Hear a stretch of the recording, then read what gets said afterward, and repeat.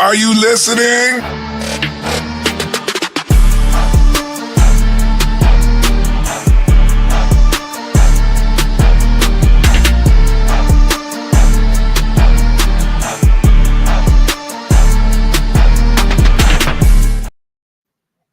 What's up, everybody? Welcome into the Running Wrestling Podcast. I am your host, Big Mike. I am joined, as always, by my brother, Sped Rock. What's going on, Sped Rock?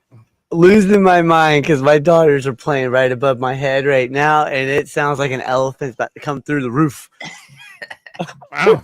That's kids are fun, man. You got to love it. I love them. Keep doing what you're doing. And before we say hey to our special guest, who you see down underneath, we will say hey to a few people in the crowd. What is up, Herb and Raj from the Herb and Raj Podcast? Go check them out every Tuesday night at 8 o'clock Central over on the Herb and Raj Podcast. Was Herb's birthday this past Tuesday. His birthday episode. Go make sure you go check that out. Tell him happy birthday in the comments here tonight when you see him. The ripe old age of 75, Herb is it now. So pretty cool. What's up, Isaiah? What's going on, brother? Lady Alpha saying hey to one of our special guests that we'll get to in just a second. What's going on, Cass? Thank you for joining us. Yes, ma'am. We appreciate you so much. Thank you for everybody for tuning in to the behind the scenes. TC, Lady Alpha, Coda, Alexis, everybody else that joined into the behind the scenes on Spedrock's Twitch, SP3DROCK. Make sure you go check us out 7:30 there before we go live here at 8 o'clock on YouTube. Just for a lot of fun, talk about anything but wrestling and just some craziness. Sometimes you'll hear me sing, which hopefully that didn't scare you away. So it is what it is there. But we can't continue on without introducing our two special guests. It is Money in the Bank. They are competing for the Money in the Bank briefcase along with myself. First up from the Mob Squad, you have Michael Norton making his debut on the show. What's going on, Michael Norton? And thank you for having me. Shout out to everybody on the show tonight. Mike, Sped Rock, Mike, and Mike, and Sped Rock, of course. Shout out to everybody that's watching. And once again, it's a pleasure to be on, my guy. Yes, sir. Finally made it happen. I've seen you on Chair Shot. We've been good friends with John, a part of his network for a while. We are part of the Chair Shot Sports Network, as you see up there in the corner. We've been wanting to have you on. Finally had a chance to where you can come fight for the briefcase for your chance. We are also joined by a good friend of the show who's been on here before. He's done some stuff with us. Michael from the Kicking Out of Two podcast. How are you doing tonight, Michael? Doing pretty good. Friend might be stretching it. Acquaintance. No, sir. I'm good here. You're a family by now. Lost my crown. I got my water. I'm ready to go. Let's do this. Yeah, you've been here. I've been on your show a few times. We're family at this point, brother. You're all about it. All right. I jump into your stream from time to time. Yeah, you do. You guys are family at this point. Yeah. Make sure you check out Michael on the Kicking Out of Two podcast. Him and Tori every Tuesday night at 8 o'clock on YouTube and Twitch at the Kicking Out of Two podcast. Michael, I don't know exactly what time your show is. I've seen it a few different times. I don't catch it live a lot. What time do you guys go live? Mod Squad. Oh, we live typically 10:30 right after Dynamite every Wednesday. We also periodically drop other stuff, but every Wednesday 10:30 p.m. we go live. Yeah, that's why I wasn't sure. I've seen you kind of drop stuff different times, so I didn't want to tell the wrong time. So thank you for saying that. We'll do that again at the end of the show just to remind everybody where you guys are at. So they can make sure they check out all your stuff. Go give those guys a follow and a subscribe. They are great wrestling content creators and appreciate them having. What's going on, Carol? How are you doing tonight? One of our Georgia fans come over from the Herb and Raj podcast. Thank you, ma'am. But as we said, it is Money in the Bank week. We will be doing some predictions, but we can't not go over some of the other shows like we do every week. So we will get straight into the slideshow and into the world of wrestling this week. Obviously, last Friday, and I did forget to mention, so we do have two competitors that aren't on screen. They could not make it here with us for personal reasons. You do have our WWE Crown Champion, the Ultimate One from the Chokeslam Wrestling Report. I have his picks right here beside us. He and our very own Sped Rock will be competing for that crown tonight to see who will come out as champion. We also have Sooner. You've seen Brian, which is a big Sooner fan, Sooner2471, I believe his handle is. He's been on the last few prediction shows. He is also competing with Mike, and me. for the Money in the Bank briefcase or the Run in the Bank briefcase. I know it seems weird because his name's not really Mike. His name's Brian, but we let him in anyway just because he's done really well on the other prediction shows. And I need to do this. Sorry, John, but I got to take that off because I want to see Michael and not have the logo over his face. All right. So SmackDown, man. That was a pretty good episode. We had our final entrance into Money in the Bank in Andrade and in Naomi. What were your thoughts on those two qualifying matches? And do you agree with the decision for Naomi and Andrade to be in the match? We'll start with you, Michael, from the Mod Squad. I mean, absolutely. Naomi right now has been killing it. She might even be the pick to win it. I'll keep my pick for now, but she definitely deserved to be in it. As far as Andrade, it's about damn time. Absolutely. Yes. So I have no problem with either one of the entrants.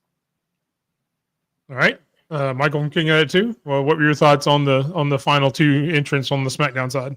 So Naomi, I think, was the shoe-in. I figured she was going to be the one that was going to win it anyway. Andrade was a surprise, and I like the fact that we're throwing surprises in there because you look at who was in that match, and you're like, there's no, like, he's there to take the pin. That's why he's there. And then, sure enough, he comes out with it, and that's great. Yeah, we've definitely had some surprises in the Money in the Bank, which we will get to here in a second. Yeah. One in particular. Sped, what were your thoughts on those two qualifiers and Andrade and Naomi making it in the match? Love both decisions. Andrade, Mello, everybody in this Money in the, I have it written down. Everybody in the men's Money in the Bank match. That's gonna be fire when it happens. But can we talk about the promo before Naomi qualified? She's wilding, and it was perfect. Right, everything she's doing is TNA-esque. What she did over there when she was Knockouts champion, when she was doing things that people were like, okay, why couldn't she do this in WWE? And now she's getting that, and people were like, yo, this is good. This is really good. And like what Michael said from Mob Squad, she might be the pick for the women's side, but we'll see what happens there. But both those matches are going to be beautiful matches. Crazy matches. Those lineups are stacked. Yeah. Oh, yeah. 100%. You also had a women's U.S. title match. It was Zelina Vega versus Slagent A, Alba Fire. Zelina Vega gets the win. Sped, I'll let you start on this one since you went. What'd you think about Zelina continuing her reign as U.S. champion? Hey, listen, as long as she doesn't do the 619, I'm happy with it. Okay, we're good. All right, it was a good match. I like watching Alba Fire in the ring. She's always smooth. She's electric. People really sleep on her abilities, and the fact that she's doing what she's doing in the ring and what she's wearing, it's got to be like 500 degrees while she's doing that. There's no way she's not sweating so hard right now. But Zelina's having a good run, and I like what they're doing with the the women's U.S. title. They're actually giving it time to grow. Zelina matches here and there to go up against Chelsea later on. But no, I like what they're doing with Zelina. So my favorite part of this was after the match, we get a backstage promo with Julia making an appearance with Zelina saying, hey, I may be coming for that pretty soon. What'd you think of the match, Michael, from Kicking At It too? And are you more excited to see a Chelsea Green rematch with Zelina, or do you want to see Julia go for that belt first?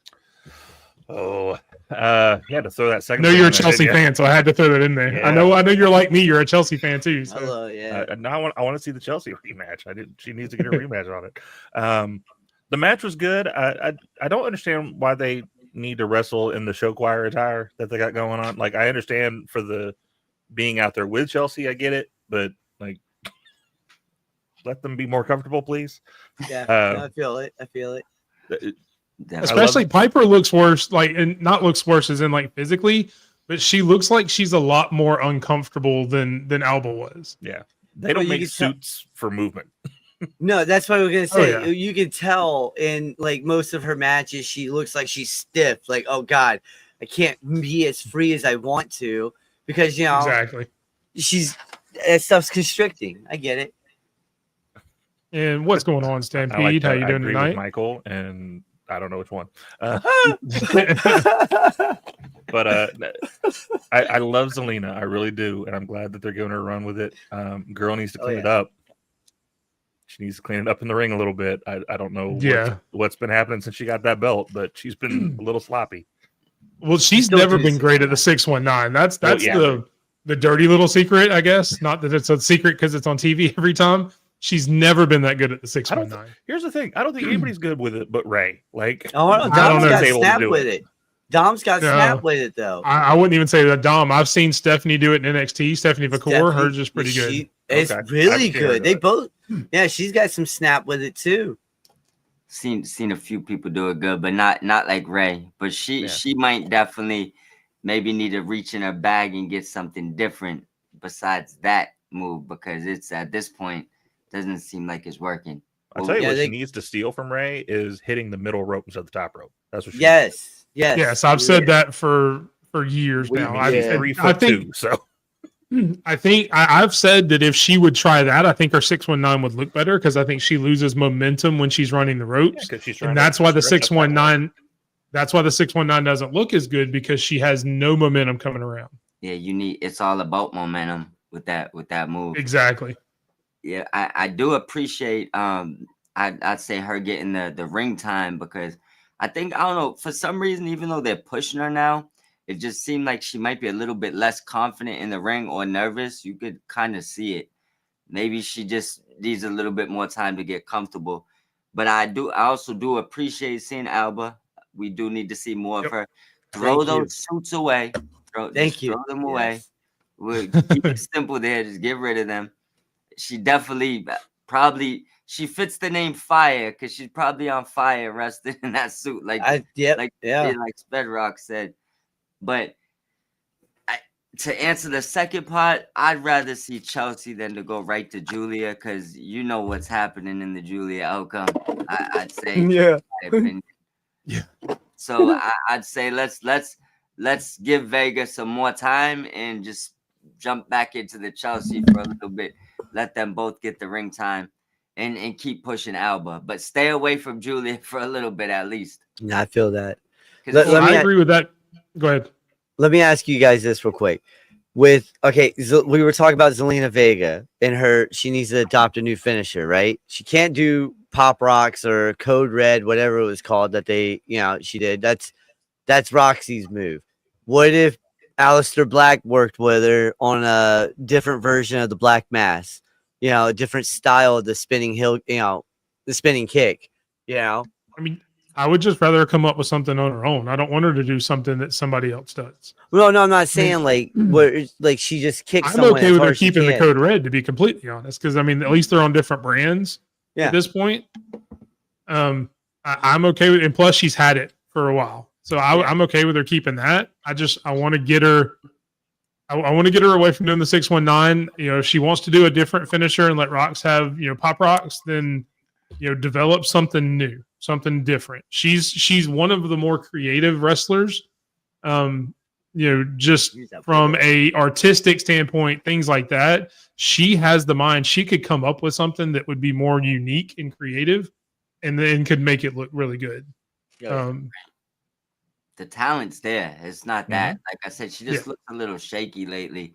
And I think she maybe just wasn't expecting the spot she got pushed to that quick, or right now maybe, and you could kind of see it. I'm happy. Oh yeah, definitely. Yeah, no, I'm happy she got the title. I mean, I personally would have put it back on Chelsea at Saturday Night Main Event, but we saw how that went.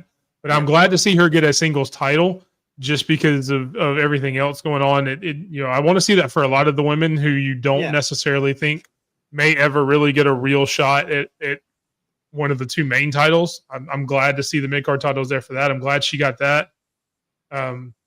It's definitely she needs some work. Agree. And then we alluded to the four-way match that is happening on Worlds Collide, which we will be talking about here later. So I don't want to go into too much detail during the SmackDown, but there was, the run in from Ethan Page on Ray Phoenix that you have there. Is there anything else? I'll start with you, Mod Squad, Mike. Anything else from SmackDown that you can remember that you wanted to bring up? Unless anything specific you want to touch on, I'm chasing your wave right now, my brother. You're good, brother. And we will get to the other thing. I know it's coming. Because that's more just an overall news, not necessarily a SmackDown. No, don't worry. I'm here for all of it. Ain't no rush. No, you're good. I was telling Sped. He was giving me director's notes. Oh, gotcha. Director's notes. Producer alert. Anything else that you may want to bring up from SmackDown? Who, me? Michael from Kicking At Too. Yeah. Okay. Sorry. The only thing I want to say, I won't go into details about that match because obviously we're going to talk about that more with Worlds Collide. But to me, that match on SmackDown showed me one thing, and that's Javon and Ethan are ready for main stage. Yeah, 100%. They shined in that match. Yeah. Javon's ready in the ring. I need to see Javon get some more mic time before we bring him up to the main roster. He needs to be in NXT just to develop that part of his game. But in the ring, 100%. She could do a frog splash as her new finisher. Yeah, you could do that. Mm-hmm. That'd be cool. Yeah.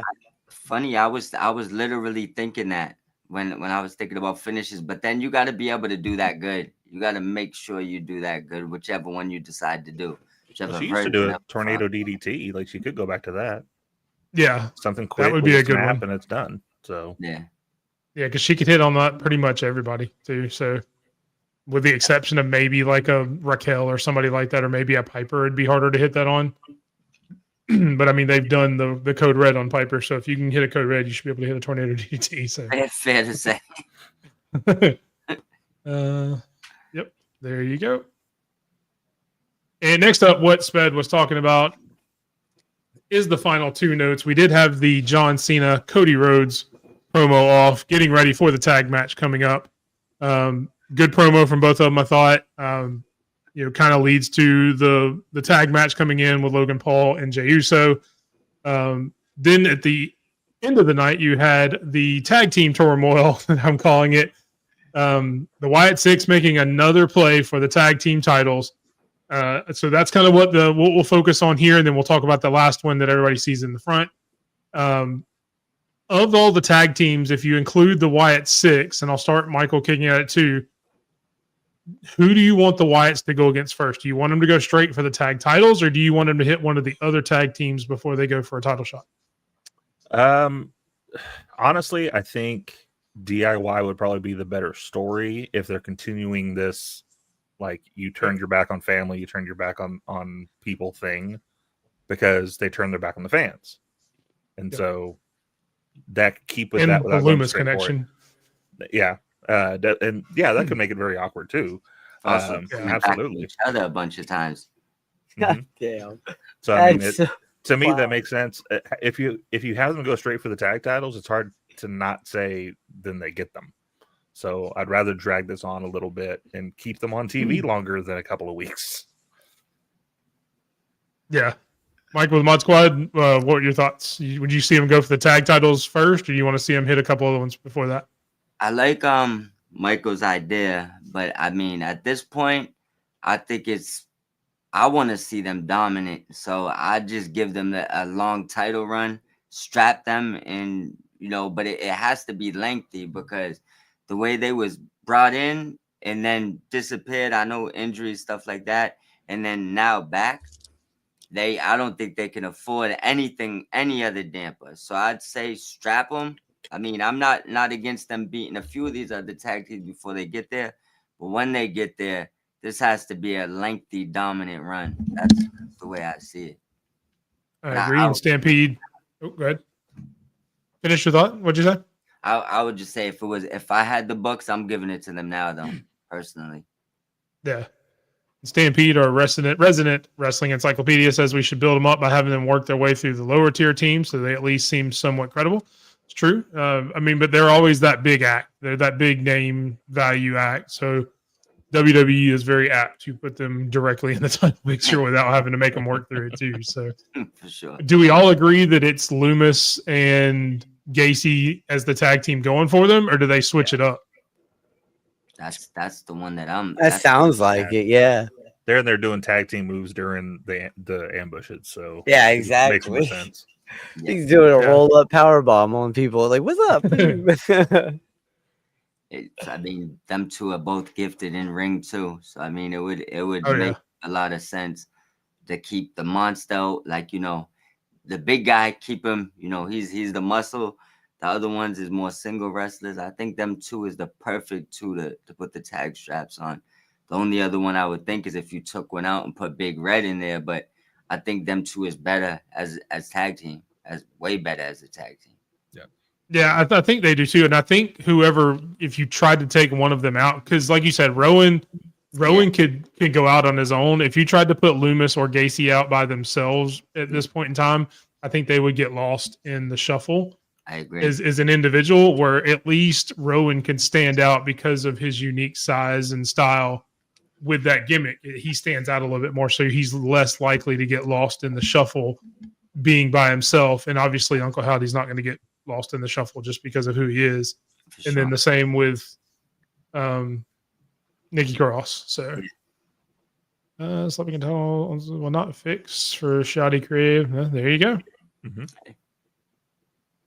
Sped, what are your thoughts? Who do you want to see him go out first?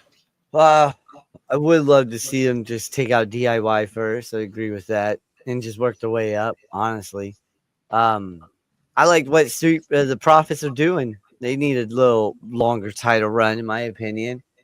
Survivor Series would be nice, but I don't think Rowan's going to be a part of that. I do think it's going to be Loomis and Gacy. Yeah, they've pretty much kind of been the natural tag team since they've come in, so I could see it definitely being them. Yeah.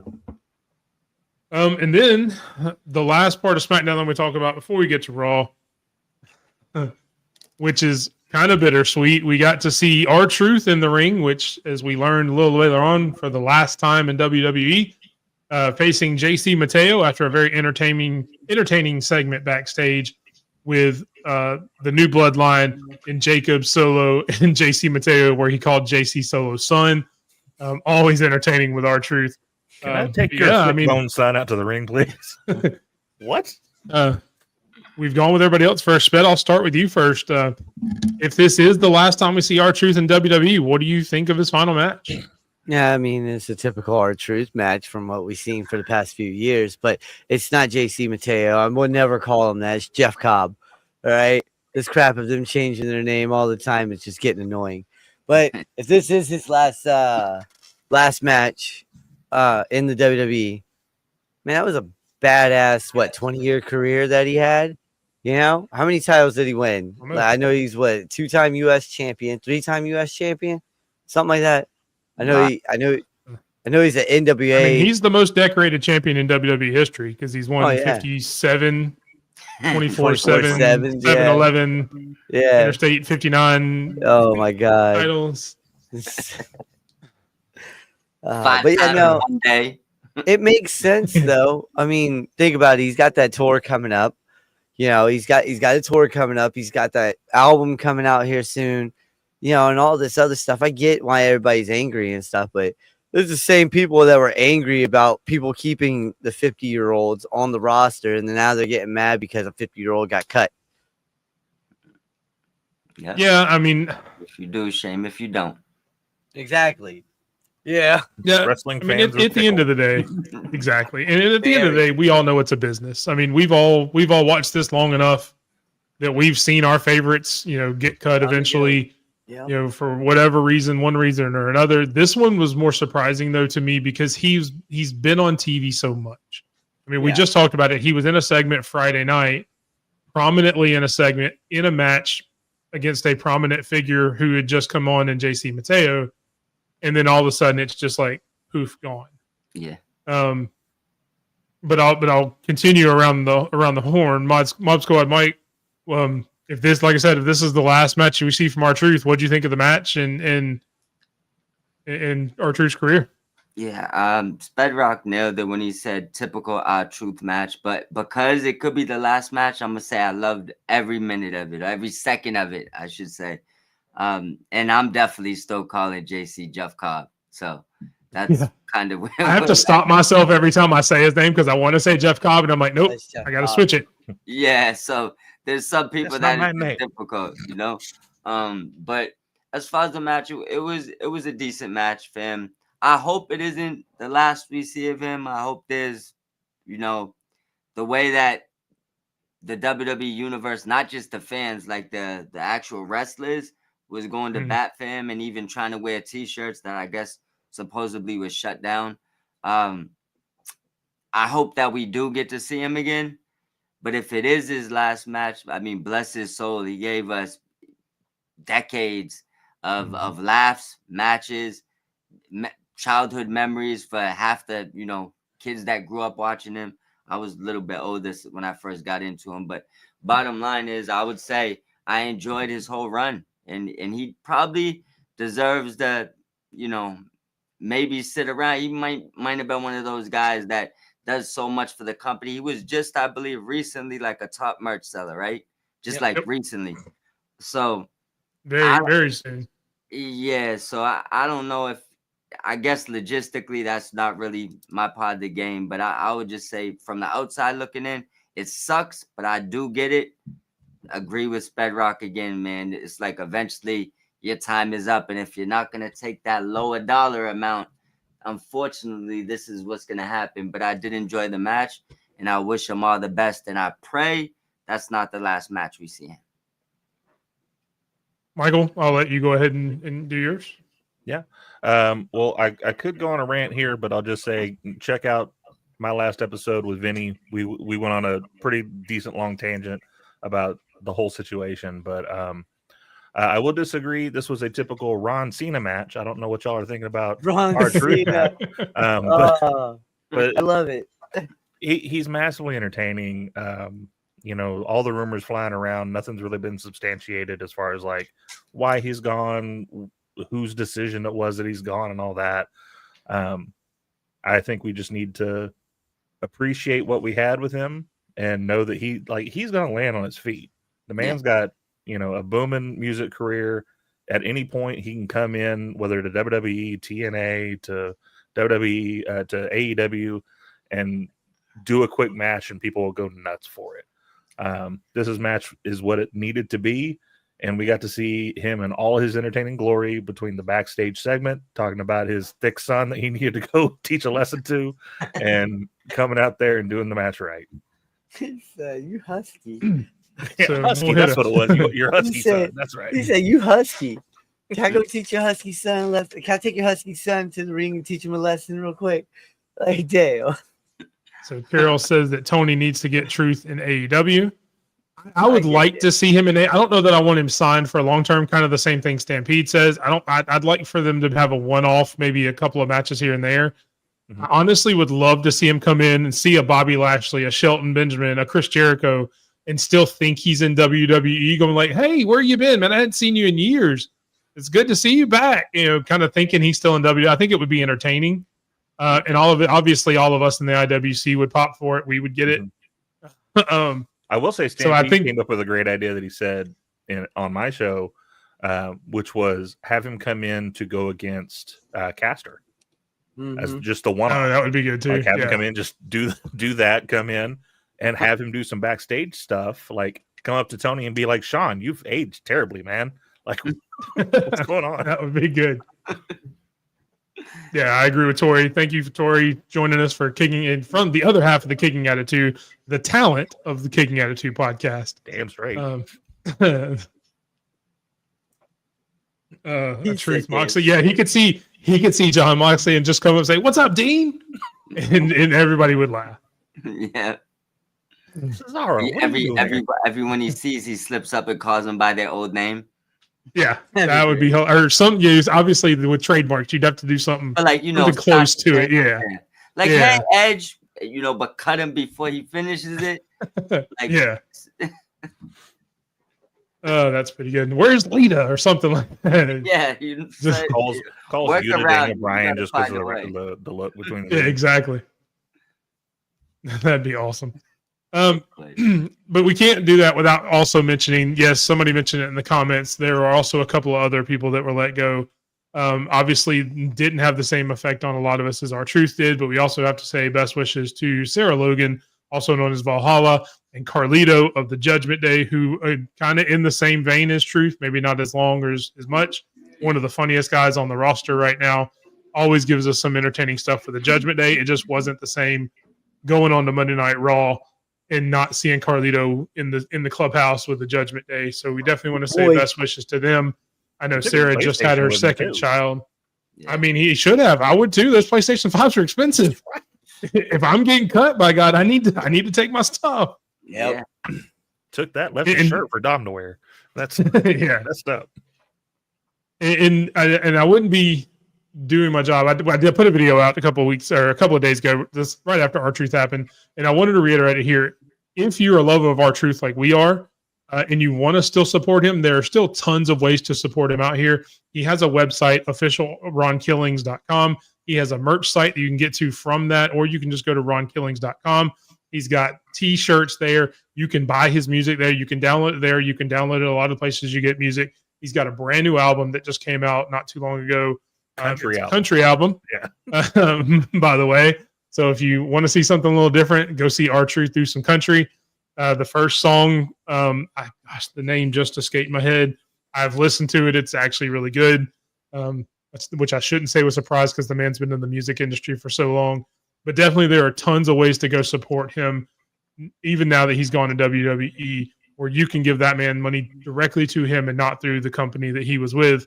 So definitely go check those out, support him, follow him on Instagram, follow him on X. He's got LinkedIn links, which I guess is really that gives you all that information. So definitely go support Truth. Carlito just won a championship in Puerto Rico at his dad's promotion, so he's still wrestling, doing everything else. And like I mentioned, Sarah Logan just had her second kid with Eric, so they're all doing big things outside of the WWE. So they will definitely all land on their feet whenever they're ready. For sure. But we will move on because the show must go on, as they say. Over to Monday Night Raw, and we keep seeing that choke slam. You Sped, you got to take that crown so we don't see choke slam with that crown again. Again, a big Monday Night Raw. The last two qualifiers that we talked about for Money in the Bank, you had Stephanie Vacour on the women's, and yes, in the men's, you had the triple threat match of CM Punk, AJ Styles, and Grande Americano. And who gets the win? None other than the greatest luchador to ever live, according to them. Grande Americano is the final competitor in the Money in the Bank match, which has caused a lot of controversy over the past week. So I'll start with you, Michael, from Kicking Out at 2. What were your thoughts on those last two entrants? Well, first, I want to say I was there. So I just want to throw that out there. Like I yes, I and thank you for the video, by the way. You're welcome. I got so much trouble amazing. for that. Big Dude Killer Bobby, no video, sir. Sorry. My bad. I had to send that. The women's match was amazing. That match was part of my rant on my show on Tuesday, because that's when you heard a lot of the Truth chants, and I have my own feelings about that. The men's match, there was a deafening silence for a minute in the crowd, and then an immediate kind of pop. And I think it was just more like did we really just do that? What the hell just happened? So I haven't been a big fan of this gimmick. I will say seeing it live kind of changed my opinion a little bit, because there's little nuances that they're really not showing on TV. He's like dancing in between stuff. He's doing the Eddie shake. Like those little things are making me more of a fan of it. So there were great matches altogether. Really surprised that Grande won it, and it gives me a thought of the worst timeline, which is Chad loses his match against Vikingo, and then Grande wins the Money in the Bank, and then goes to go after the AAA Mega Championship. I'm not saying that's my pick, but I can see some WWE doing some WWE stuff. That's the one. That's the one. That's some crazy stuff. So I will go ahead and tease. I'm going to be putting out a video this Saturday before Money in the Bank. I am actually going to fantasy book. I'm not picking him. We're doing our picks later, so I may or may not pick him, but I'm not doing it right now. I will actually fantasy book Grande Americano winning the Money in the Bank match and how I think it could play out in the future. So stay tuned for that on Saturday before Money in the Bank. I will be putting that out of how I would fantasy book Grande Americano winning the Money in the Bank and how that story would continue on. But Michael from Mod Squad, what do you think of the final two qualifiers being Stephanie and Grande Americano? With the Steph one, I love it. I mean, she may be my back in the bank, may be my pick, but we'll keep that in the tuck. May or may not be. But I kind of expect. Oh, I know who's your pick because I scouted you on Tuesday. I saw that. I saw you on Monday over there at Chair Shot. So I've seen who you pick. I've been watching. I'm scouting. So that one I kind of expected, especially with the move up. I also expected they was clearing room for another lady to show up in NXT. I just didn't expect it to be that quick. But we'll get to that one too. Yeah, that's why I would leave that there. But so that one I kind of weirdly expected. The Grande one, that surprisingly shocked would be probably the thing. But I love to be shocked in wrestling. I want to say that everybody was so convinced that Punk was taking that, and they had like the stories, that how it was gonna play out and stuff. So to see Grande raises thank you at the end, well, maybe not say that because maybe say it in Spanish or something. Gracias. But yeah, you feel me? But I was happy with the outcome. I think that the other two guys, you don't really need to do nothing. You can do whatever you want with them. They're already solidified. This Grande story, the reason why you're gonna fantasy book is because there's so many ways you could go with this. It's so intriguing, so many different layers you could throw. And that going for the winning and going for the AAA championship is actually hilarious. Remember, this is a promotion that they bought. So I mean, that might be the way to go with this. But I'm interested to see how that plays out, but I'm happy with how both matches ended up, and I believe they well, and in my opinion, those were both very good matches. Yep, Sped, same question. What do you think of the last two qualifiers?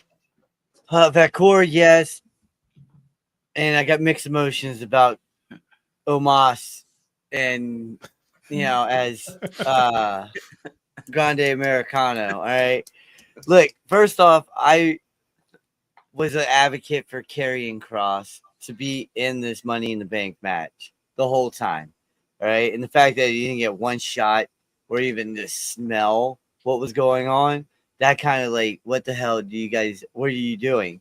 Two, we talked about it, and yes, you made sense about, hey, it's, probably not a good idea to put him on the AAA Worlds Collide match. Because it's gonna be heavy Latino base, and I mean a great Americano coming out, they're gonna be like, "Yo, kick his ass right now!"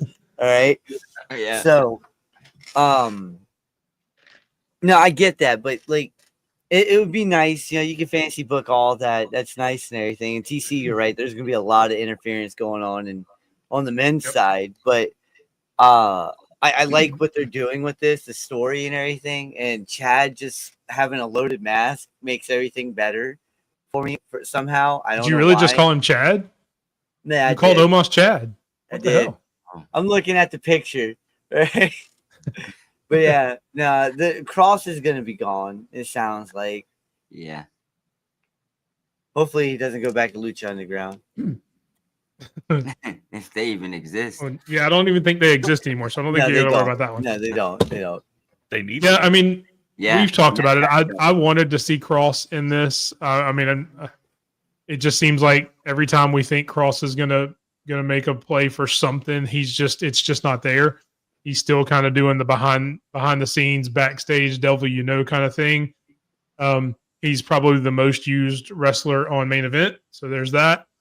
Again, thank you, Michael, for the video, which is Karrion Kross's entrance at Main Event at the show last week. He sent me a video of it, because he knows how big of a Kross fan I am. So I really appreciate that. And sorry you got in trouble for me, but it is appreciated. But being that he wasn't in the match, I never thought CM Punk was going to win that match. I always thought that Seth Rollins was going to cost him at some point because I think it's going to lead to other things down the line, which I'll talk about when I get to our predictions. The surprise was that AJ Styles isn't in the match, especially since they played up that he's never been in a Money in the Bank ladder match. I thought they were just playing it up just enough for him to pin Grande Americano, being in this first Money in the Bank ladder match. That's the one that really surprised me more than CM Punk not winning. I get it. He, yes, technically lost to, as Stampede called it, a chest slap. But you saw him put the loaded mask in. He still cheated to win. It doesn't hurt AJ as much as as far as protecting him in the ring. But it does suck to see that coming towards the end of his career, he's already said he's only going to wrestle till he's 50. AJ Styles, that is, and that's only like 2 years from now. So this could be the last time he's at a Money in the Bank. Maybe next year if he's still at WWE, or depending on if you think he's going to leave Stampede. So I know you've said that since the beginning that you think AJ's leaving. But yeah, so that was the one that surprised Stephanie McCool. When I saw her get put in that match, even though Liv was in it, kind of the same thing that I had mentioned, previously for CM Punk. I didn't really think Liv would win that, so I thought Stephanie McCool would definitely be put in the match. I know Michael from Mob Squad, you had mentioned it on Chair Shot that you thought she would win this match and get put in as well. So good job to you there. I kind of had the same thought that she would get put in as well.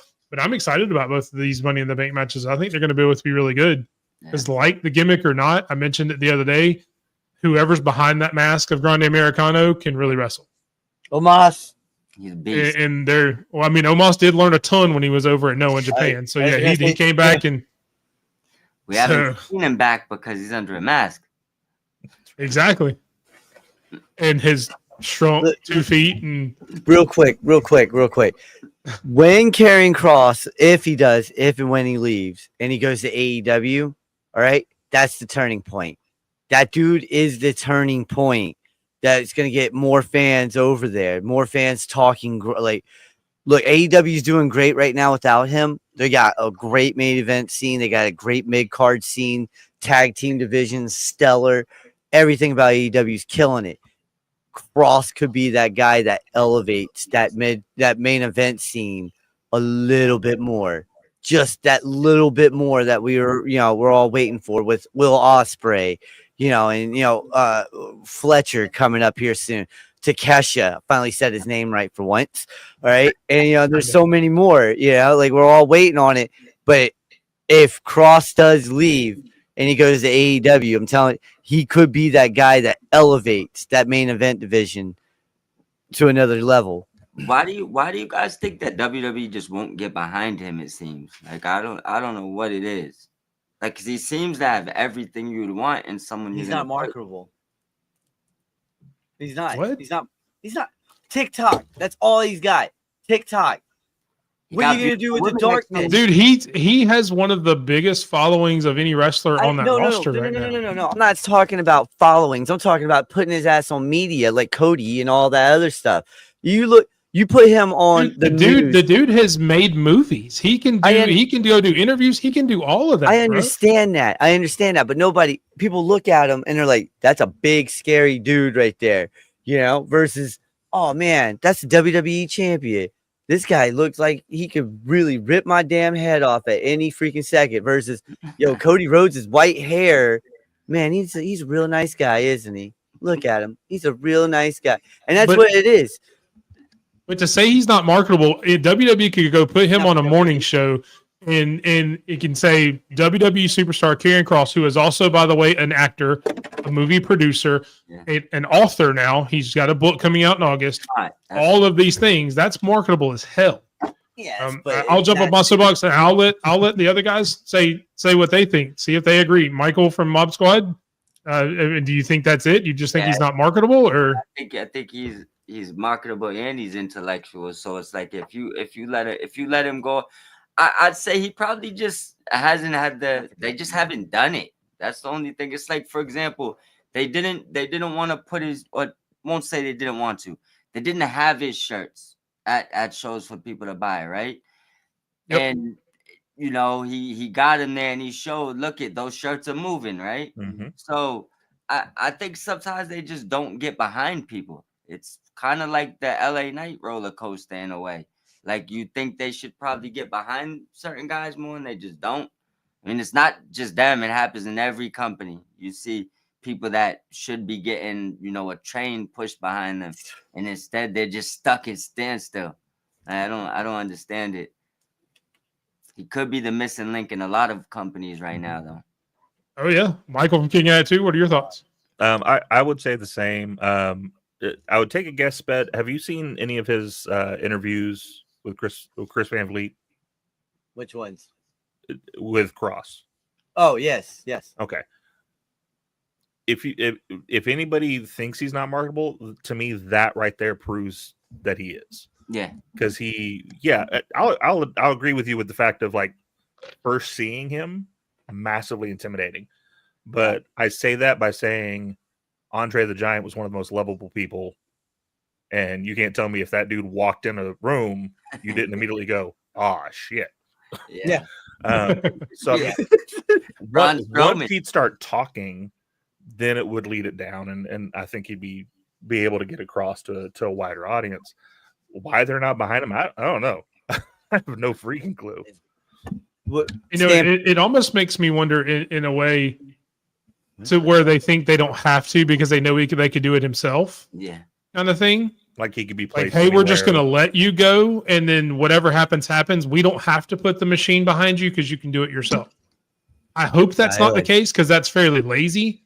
Yeah. But I could see WWE doing that. We're not going to invest a lot of time and money in you because you can do it yourself. You don't need that help. We're going to focus our efforts in other places with other people that we don't know if they could on their own, essentially. If they do So that, I though, don't know. that's a problem because that's not their bag. That's not what they're good at. Oh, no, I People get that. They let do their own thing. Like Wyatt's, for instance. Yeah. You guys go do your own thing, and then they're off TV for 5 months. Yeah. Because they kind of just forgot about them. They're not in their plans. They're not in their machine. So Yeah. And the part of that would bother me if that was their thought process. Well, why are you promoting Logan? He doesn't need your help. Like he definitely don't need your help being promoted. He could probably promote himself and 50 of your wrestlers, but he got his picture, he got the engine behind him. So yeah, that's true. I just think that I think you might Sped might have nailed it earlier when he said his contract's probably just running out. Like I don't know. That's the only thing I could look at. That would be crazy to me. His promo's got to be like half shoot, half work at this point. If he ends up leaving the company, some of it you could tell some of that crap. He's really going off because you can see his wife looking at him like, dude, shut up. Yeah, my big ass pool. Shut your mouth. like that's what I'm saying. She's like, listen, do you remember what happened last time you did this? Yeah. We had to move. I've also seen a couple of times. I've seen a couple of vocal tweets or comments she said on a few posts. I think one of them was on the R-Truth release. Like they're kind of pushing it. Either they're resigned and this is their gimmick to push it to the limit, or they're pushing themselves out the door. Let's see. That's the thing with Cross is he's put himself in a position where you don't know. Mm-hmm. Yeah, like everything he's doing could be just part of the character, part of the gimmick that he's running, or he could legitimately be upset. The problem is nobody really knows except for him and Scarlett. It makes him great right now. That's why exactly. Yeah. Oh goodness. Sped, I know that. So pretty much everything else from Raw that I can remember kind of leads into Money in the Bank. So I don't want to go over a ton of it. Is there anything else that did lead into Money in the Bank that you remember, Sped? Just that curb stomp right there by Seth Rollins onto Jey Uso. I really think Seth hates Jey, right? And I put that in there for the no yeets, right? That was seeing that live. That was the coldest curb stomp I've ever seen. Yeah, that's what I said. Seth hates Jey. Even worse than the one that he did on Roman, man, was pretty bad. On the stage. Yeah, that's pretty bad too. Yeah, that was pretty bad. Like he hit it and then just like straightened his jacket and walked off. I'm like, damn. Right, yeah. No yeet. Maybe it's just he doesn't like Samoans. Who knows? Maybe that's what it is. Maybe it's just that family. He hates the family. Maybe that family. Yeah, I mean, maybe that's it. Maybe he tried to go take his daughter to see Moana 2 and she didn't like it. And she was just mad at like anybody in the Rock's family. So he said, I'm going to get you for this one. Who Yeah. knows? I I'm know gonna Maui. You won't take his call. No yeet. Stampede brings up a good one. Lyra doing a fire Oh promo my against Becky God, Lynch. yeah. But Absolutely. again, that kind of leads into Money in the Bank. I was going to talk about, kind of bring some of that on Money in the Bank just for time No yeet. purposes. And then here we go with the yeet parties. No yeet. You can always count on TC yeet. for a good yeet Yeet. party. I hate him. So No I'll yeet. go with the no yeet on this one after my comments earlier this week. I'm no longer on the yeet train. So Yeah, that's what I'm talking Um, about. Finally, someone so- jumped on the damn train. I was lonely. So that'll wrap up Monday Night No Raw. We will move on to NXT. A couple of things with NXT. Oh, look at the murder penguin there. How you doing today? Oi. Love that my little murder murder penguin Hello. with his pretty Good little day, mate. NXT championship belt. He's freezing. Just a few things over on NXT. We had Miles Bourne beating Charles and can now leave the No Quarter Catch crew. Kind of a big development there. What do you think of the match? And is it the right decision to have Miles, kind of fly the coop? Michael kicking that too. We'll start with you. First of all, amazing match. Those two can go at it for a long time. Adding the little kind of cheat moment at the end for Charlie, I think does more for him than it doesn't. Because I've said since the beginning he needs to lean more towards his dad as far as how he's acting. Yes. I think it's the right time. I mean, it's one of those lightning in a bottle situations, and all of a sudden, like, people are getting behind Miles hard. And if you keep him just floating around in this little crew that no one really cares about anyway, he's just going to end up being muddled back into the group. So yeah, get him away from it. Let him start going for some mid card title, or have him be in the run for that NXT title, or hell, have him be in the run for that TNA title. Why not? Yeah, 100%. Michael from Mod Squad. What did you think of Miles winning the match and now he's free to leave? Well, I love them as a group, but it's definitely time. Like Mike said, once you catch that lightning in a bottle, you don't want to hold it till it goes out. I think they have a lot with him, and the fans are gravitating to him. They're getting behind him, and it's definitely time to fly him out the coop. The match, definitely one of my favorite, probably my favorite match of the night. So, I mean, they're killing it absolutely on that aspect, and I do believe that bro needs to lean into his father's tactics a little bit more, and maybe just a little bit more. There's something that's missing there. Maybe I'm not sure exactly what it is, but I mean, there's no reason to leave Bourne there to sit in the group while y'all figure it out. So let him fly out, let him be free, and with Dempsey and the rest of them, you gotta figure out what you're doing with them, because they're a fire group. They got a fire name, and don't leave them sitting in the mud. Like I definitely want to see more from them. Yeah, I mean, I agree with Stampede. You could do it for Tavion as well. Tavion has really made a name for himself across the pond, or across the ocean over in Japan. He could definitely do it here in NXT as well. Sure. Sped, I know you've been happy to see few other groups in NXT get disbanded, which kind of hurt my heart a little bit. I miss you, Chase U. And they're back now, which is annoying. Well, okay? no, this is not the real Chase U. I will not call them Chase U just yet. This is Chase what do you Community think? College. Yeah, This is Chase Pugh. Yeah, there we go. Whatever. Not the But, same. now, look, I like No Quarter Catch crew. I've been high on all of them, and I've been high on Charlie Dempsey, and I agree with Mob Squad over here, Mike. They got to do something with. He's missing that grit. He's missing that fire that his dad had back in the day. When Regal walked out, you knew you were about to get a straight fight about to happen. Like, you don't know if this is about to be a work or if this dude's just playing around. And that's what Dempsey's missing. He's missing that fire. And once he gets it, you're right. He's young. He's young, but once he gets it, it's gonna be like lightning in a bottle. But Oh my God! I swear to God. Comments like that. I love you, Stampede. yeah, That's I so love awesome. you too. Good God, that was great. That was great.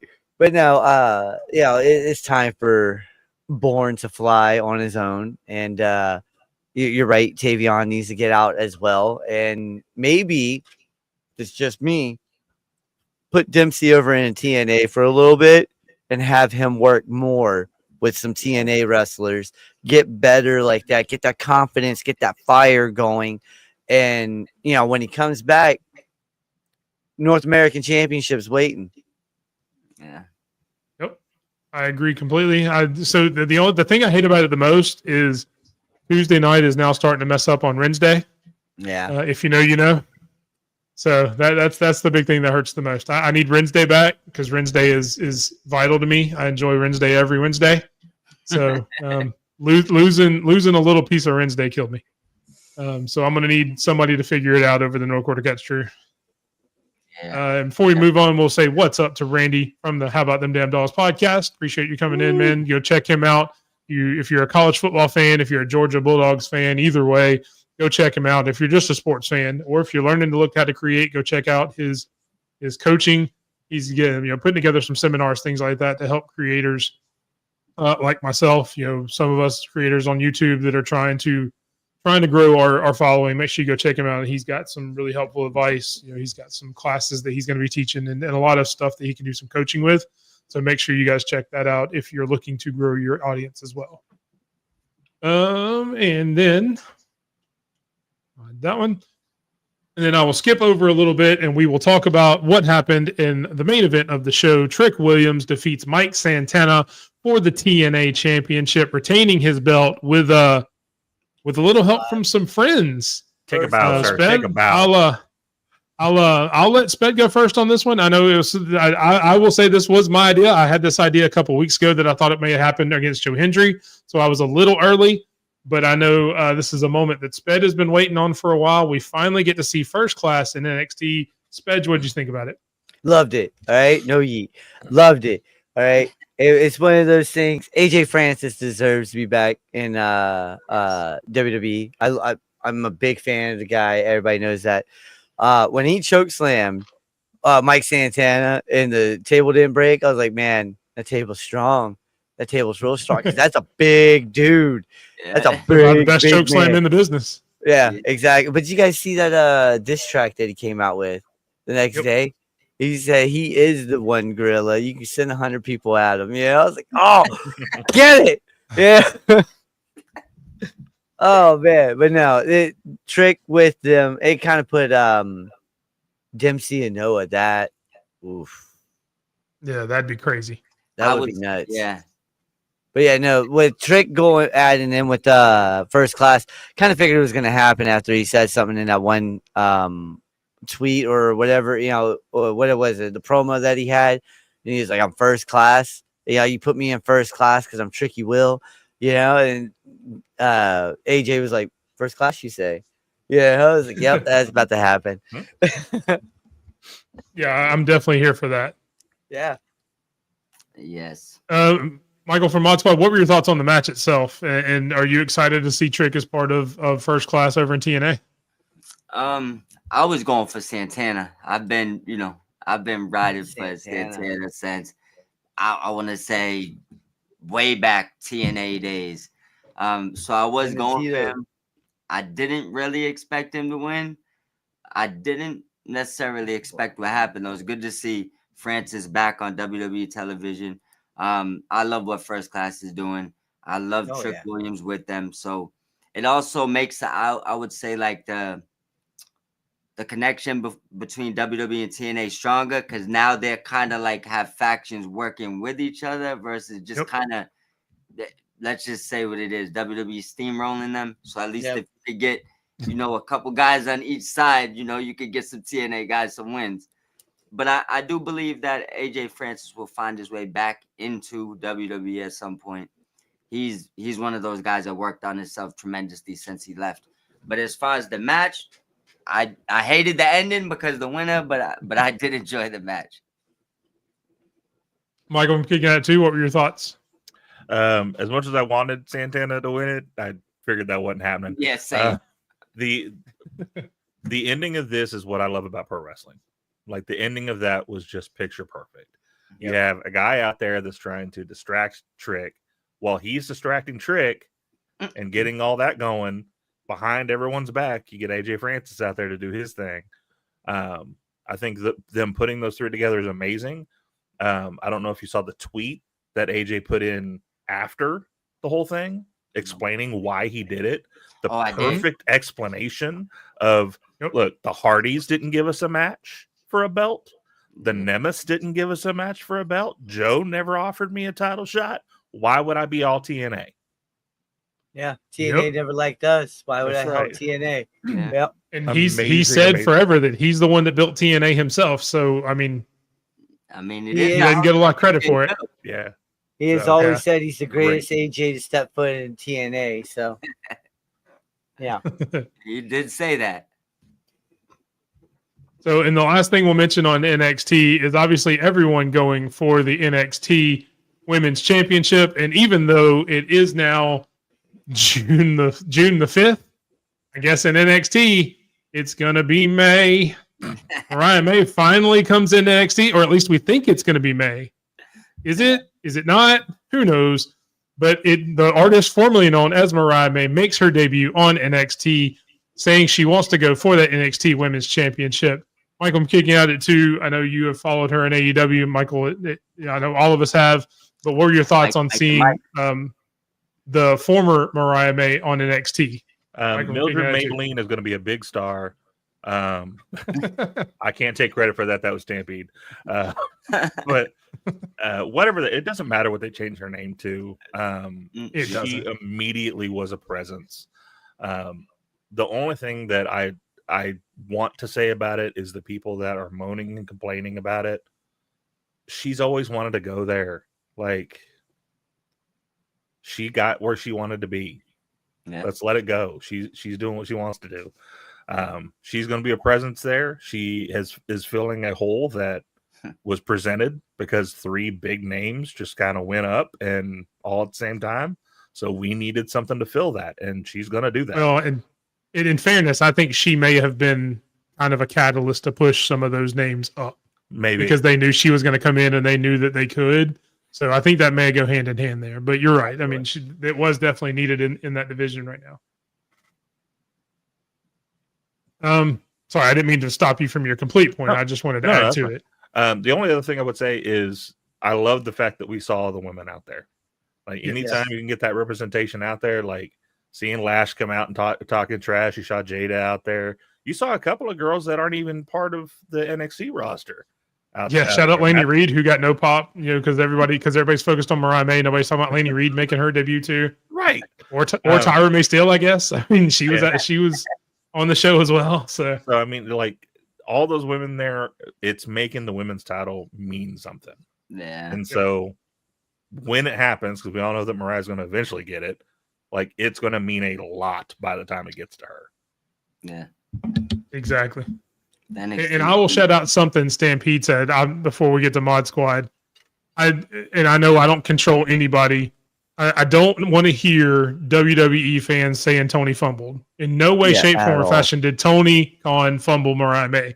No. Mariah May had one of the best storylines in all of wrestling, not just in AEW, in all of wrestling with Tony Storm over the past 2 years. Mm-hmm. There was zero fumbling. Yeah. So, and I don't want to hear people say that Mariah May used AEW because she gave AEW tons of moments. So if WWE fans don't jump on it, AEW fans don't jump the other way. And it was a very beneficial, mutual relationship where both of them got exactly what they wanted. She gets to live her dream in the WWE. Whether you think that's a good thing or not, that's your opinion, and that's fine. She gets to live out her dream of being in WWE. AEW had a great storyline that they got to build their women's division on now that they can continue on from and continue to go upwards. It is a mutually beneficial relationship. Neither one fumbled the other. So please don't come at us at the comments or in this show trying to give us that BS because we're not having it. So I'll say that. And then hopefully Mod Squad doesn't come out and say something that I just embarrassed him. But I don't think he will. So Mod Squad, what were your thoughts on it? What I was gonna say is, if you just really absolutely Stampede. Yeah, you read between the lines on it. It looks like good business from them and her. Reason being is she didn't lie to them. So Mhm. she did all her, she was there for business. She lost the last match. She gave the belt back. She did everything she needed to do. And I believe if the say what we heard is true, she let him know before that match even happened that she wasn't gonna resign. Yep. I also believe that her contract wasn't up till August. So if you kind of read between the lines, it looks like he might have let her go. So I Yep. mean, I don't think there was no bad faith. He let her leave early and pop up a month before her contract expired. So I don't think he would have did that if he was mad at her. So I don't think she did nothing wrong. She got, she's where she wanted to be. They brought in another, great women's wrestler the same week. That's all water under the bridge. I don't think anybody should be complaining from either side, because if she was using them, she would have lied to them. That didn't happen.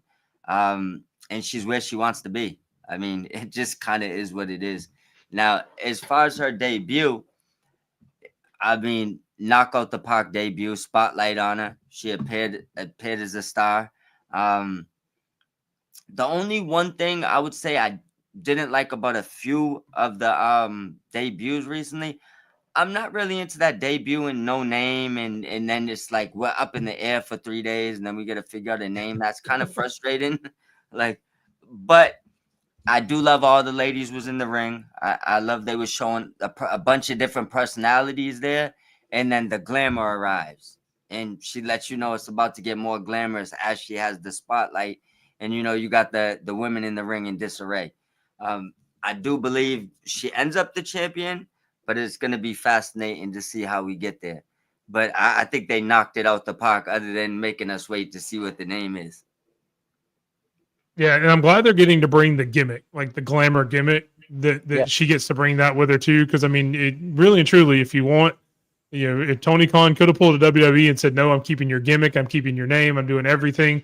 So even if they have to change her name, if she comes out being Mary March or something like that, Mariah June. that one was mine, Mary March. That's kind of the one I thought of.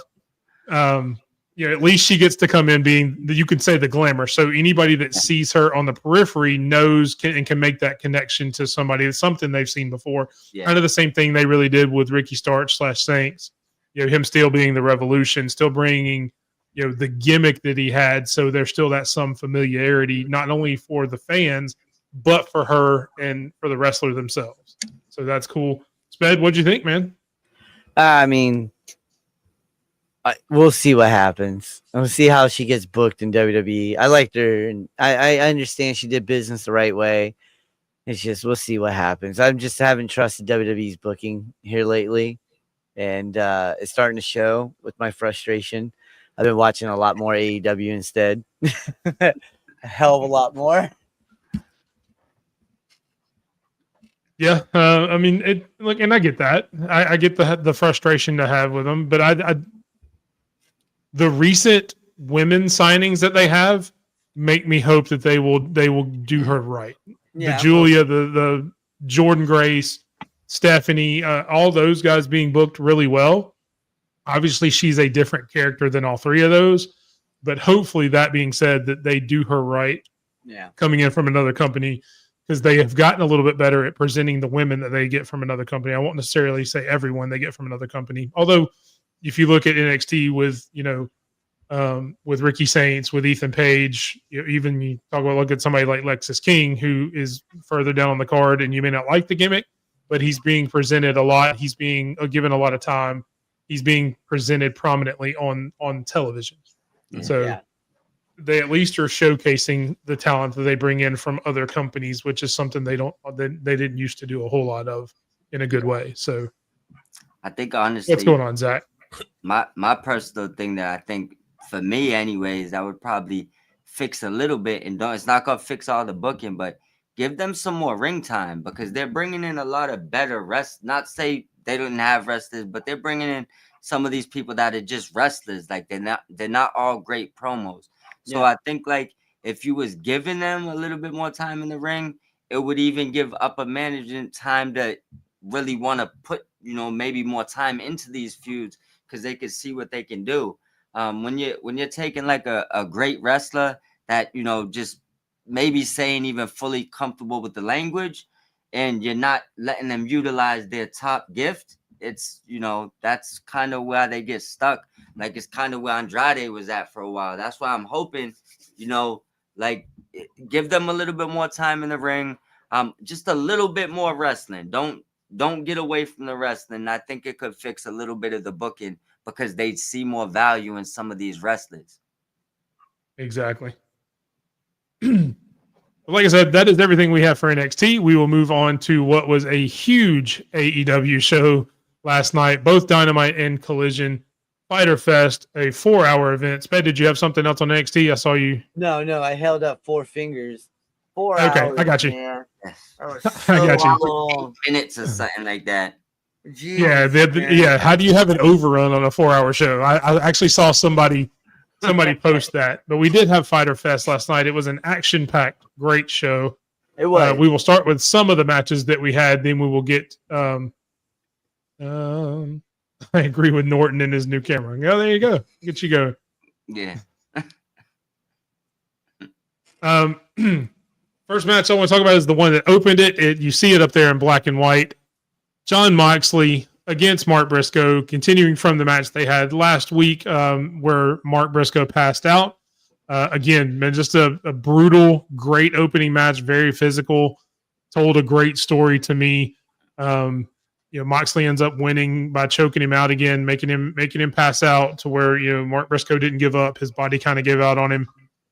What I thought was an amazing match. Sped, I'll start with you. What did you think of the match and the ending? Brutal. This is how you start a 4-hour extravaganza, right? Like after that, it was a straight roller coaster, man. We're waiting. Hour 3 comes by. Woohoo! What's up? Yeah, now we're having fun. But man, this first match, they were killing each other. And Briscoe, he's one tough SOB. Comes out, he bleeds. He looks like a hockey player. Missing his teeth right on the front side too. Did. Yeah, he really does look like a hockey player when he does his stuff. But I like how they're booking him. Mid-card title's probably coming soon for him. TNT Championship, potentially. I mean, Collision's on TNT, right? He's usually over there on Ring of Honor with Collision and stuff. So that could be a title for him. But no, this is how you start a 4-hour show. Yeah, just kill each other. Let's do this. Yeah, and unfortunately, we won't have time to go over all 4 hours of the show, even though all the matches on there were really good. But Michael, Mod Squad, what'd you think about the opening match there? Loved it. See, this is one of the times. I know a lot of people don't like the brutality nowadays. I love that shit. Pardon my language. Anytime you get Briscoe in the ring, it's going down. It's actually special to see what he's done by himself. God rest his brother's soul. I just didn't expect or didn't know. Good night, Lady Alpha. Thanks for joining us. Didn't know what we was going to see from him after that. But he's been on an absolute tear. Moxley, you know what he's bringing when he comes in the ring. There's going to be blood. There's going to be brutality.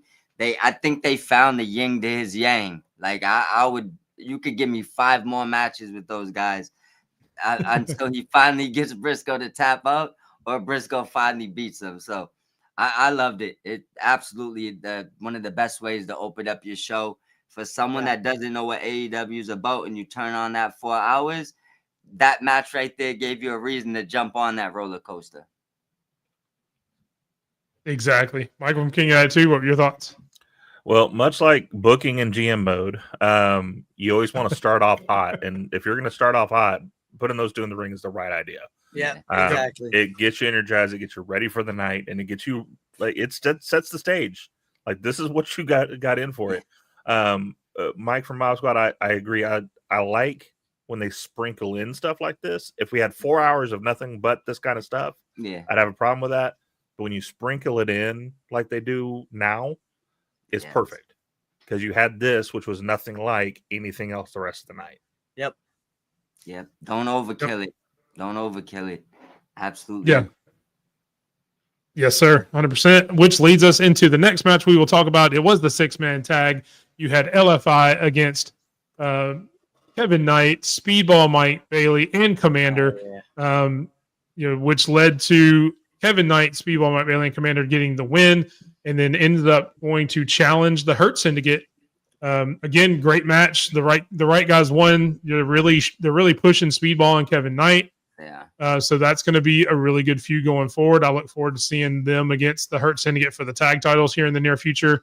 I know I saw Carol talk about FTR. I think FTR could play in it in the long run, but I really think that that's going to be a good match between Speedball and Kevin Knight against the Hurt Syndicate. And for anybody saying that Speedball Mike Bailey, it hasn't been good in AEW, you just don't know what you're talking about. I've seen people online say it. So, but that's just, I think it's one of the more of those tribalism things. Speedball Mike Bailey has been killing it. And the pops he got there, the pops he was getting on Wednesday night showed that 100%. Yeah. I think putting him with Kevin Knight's a great idea. But kicking on it too, I'll start with you. What'd you think of their match with LFI, and are you looking forward to the match with the Hurt Syndicate? The match was great. I can't agree more with the Speedball statement there. It shows that sometimes a fresh paint of coat, if it were, sometimes helps out. I was not a fan of Speedball in TNA, and something has changed. I don't know what it is, but the way he is in the ring is a little bit different than it was in TNA, and I like it better now. So I'm good with it. Knight's missing a little something. I think as soon as he finds whatever that is, they're going to shoot that man to the moon too. Yeah. But I agree with you. I think the right people won. Unfortunately, they're probably just going to get fed to the Hurt Syndicate. But Hey, but they the do right hurt people people. won tonight. They do hurt people. You're They right. do hurt people. Mike Norton, are you looking forward to that match between them and the Hurt Syndicate? Absolutely. I don't think that this will be the team, but I'm waiting for the team to take the belts off them and see what actually happens. You know, there's going to be something going on with Lashley and MJF eventually. I'm just figuring who's going to be the team to get us there. This could be the team. I don't necessarily see it. I do love them together, though. The only thing that match was an absolute banger too. It was hard hitting, high flying. It had a little bit of everything in it. I just hate the fact it came at LFI's expense. I feel like their matches lately, they dominate and then lose. It's like the opposite of like what a job is supposed to be, but somehow they get there somehow at the end of it. They come They're the out, anti-jobbers. yeah, like they come out looking like things. They dominate the match and then they fumble it at the end. Like I don't understand, but I do think the right winners won because they kind of built up the promo before the match even happened, anyways. So I agree. Yeah, and I like the fact that they actually made that comment on the promo with the Hurt Syndicate. Yeah, you got your butt kicked for 10, 15 minutes, but you got lucky and got the win. Congratulations. Yeah, agree. So I'm glad they threw that in there as part of it as well. So that was pretty good. Yeah, because this one they might just get their butt swept and not get the win at the end. So this may be a completely different situation. Yeah, but I didn't have no problems with it, and I'm interested to see where it goes from there. Yes, sir. Sped, I know you said you saw highlights. Is this one of the matches you got to watch? No, I watched this. I think it was like hour 3 I fell asleep on. Okay, Like, so you lost Collision. Yeah, I was Gotcha. boom gone after that. So I was like, damn, it's 4 hours long. I could do this. The kids have got me all up. I'm gone. Yeah, like nope. Pulling a dad mode now. Going to sleep. I think I took 3 10-minute pass outs during the 4 hours to just caught myself. You know, the old school stuff. Your head start going down. You're like, oh, good God. Yeah, you feel like you're falling. You're waking up. You're like, oh, I got it. No, I like what they're doing. I'm drawing a blank right now. Who had to stare down with Bobby Lashley? Not Will Ospreay. He came out for this match. He was in the 6-man match. The only one not wearing a mask. I can't think of his name right now. Knight? I don't know because Speedball or Kevin Knight doesn't wear a mask. No. The opponents. It was a 6-man tag. You had it was whatever. Rouge. Thank you. Yeah. Thank you. I would love to see Rouge versus freaking Lashley at some point. All right. Those two would dominate the whole damn show. Yeah, I I think thought that was cool. I think them versus the Hurt Syndicate is just a way more believable matchup. But Yeah. I think that they held it in the back pocket. I think that's probably why they dominated most of the match. But we'll see. So I will say, Mike Norton, you've got a question from the audience. What do you think about FTR for the tag titles? I'm pretty sure they was cutting promos on each other this week. Where at least I feel like FTR and Stoke was definitely playing off of the Hurt Syndicate's promo early in the night when they said nobody could beat them. I think right now it's just too early for FTR again. I just want to see FTR go out and have a lot of great matches, great feuds, and stay away from the belts for a little bit, so that way we don't get back in that position. Because I feel like they've put the belts on them a few times and didn't really have a solid plan after. So they don't need belts. They're one of the best tag teams in the world. So I would leave it away from them right now. Yeah, it's kind of the same thing Stampede said there, but they are going to go after the titles eventually. Yeah. She thinks they go after the titles at All In, and MJF helps FTR win at All In. It's a very interesting storyline that they could pursue there. Yeah. Next up, we will talk about the match for the International Championship. Brody King, Claudio Castagnoli, Mascara Dorada, and Kenny Omega. Kenny Omega does come out on top. But the big story coming out of it is we finally get the face-to-face and the announcement later on in the night that we are getting Kenny Omega and Kazuchika Okada winner-take-all international versus continental title match. And while the match was incredible, I want to focus more on that. It's going to be the first time on U.S. soil that they've been in a match, I'm pretty sure. I think I read that somewhere, Stampede. Please correct me if I'm wrong.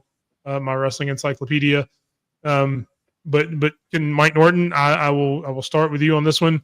From 1 to 10, how excited are you to have Okada Omega on U.S. soil at all in Texas? 15. That's yes. I'm gonna be there, and I mean, this is Okada and Kenny. I think I tweeted earlier, if this match doesn't get you excited, we're just not the same wrestling fan. I mean, not diving into or calling out your fan, we just not the same. So this is one of the matches we've been begging for since we heard. Since New Japan and AEW been working together, we wanted this match. When he came, we've been wondering how long is it going to take to get to this match. Now we're here. So my excitement's through the roof. As far as the match, Mascara Dorado probably was the most impressive to me in the match. He's fluid as hell in the ring. I believe we all seen Kenny winning. I don't think anybody thought he was going to lose the match.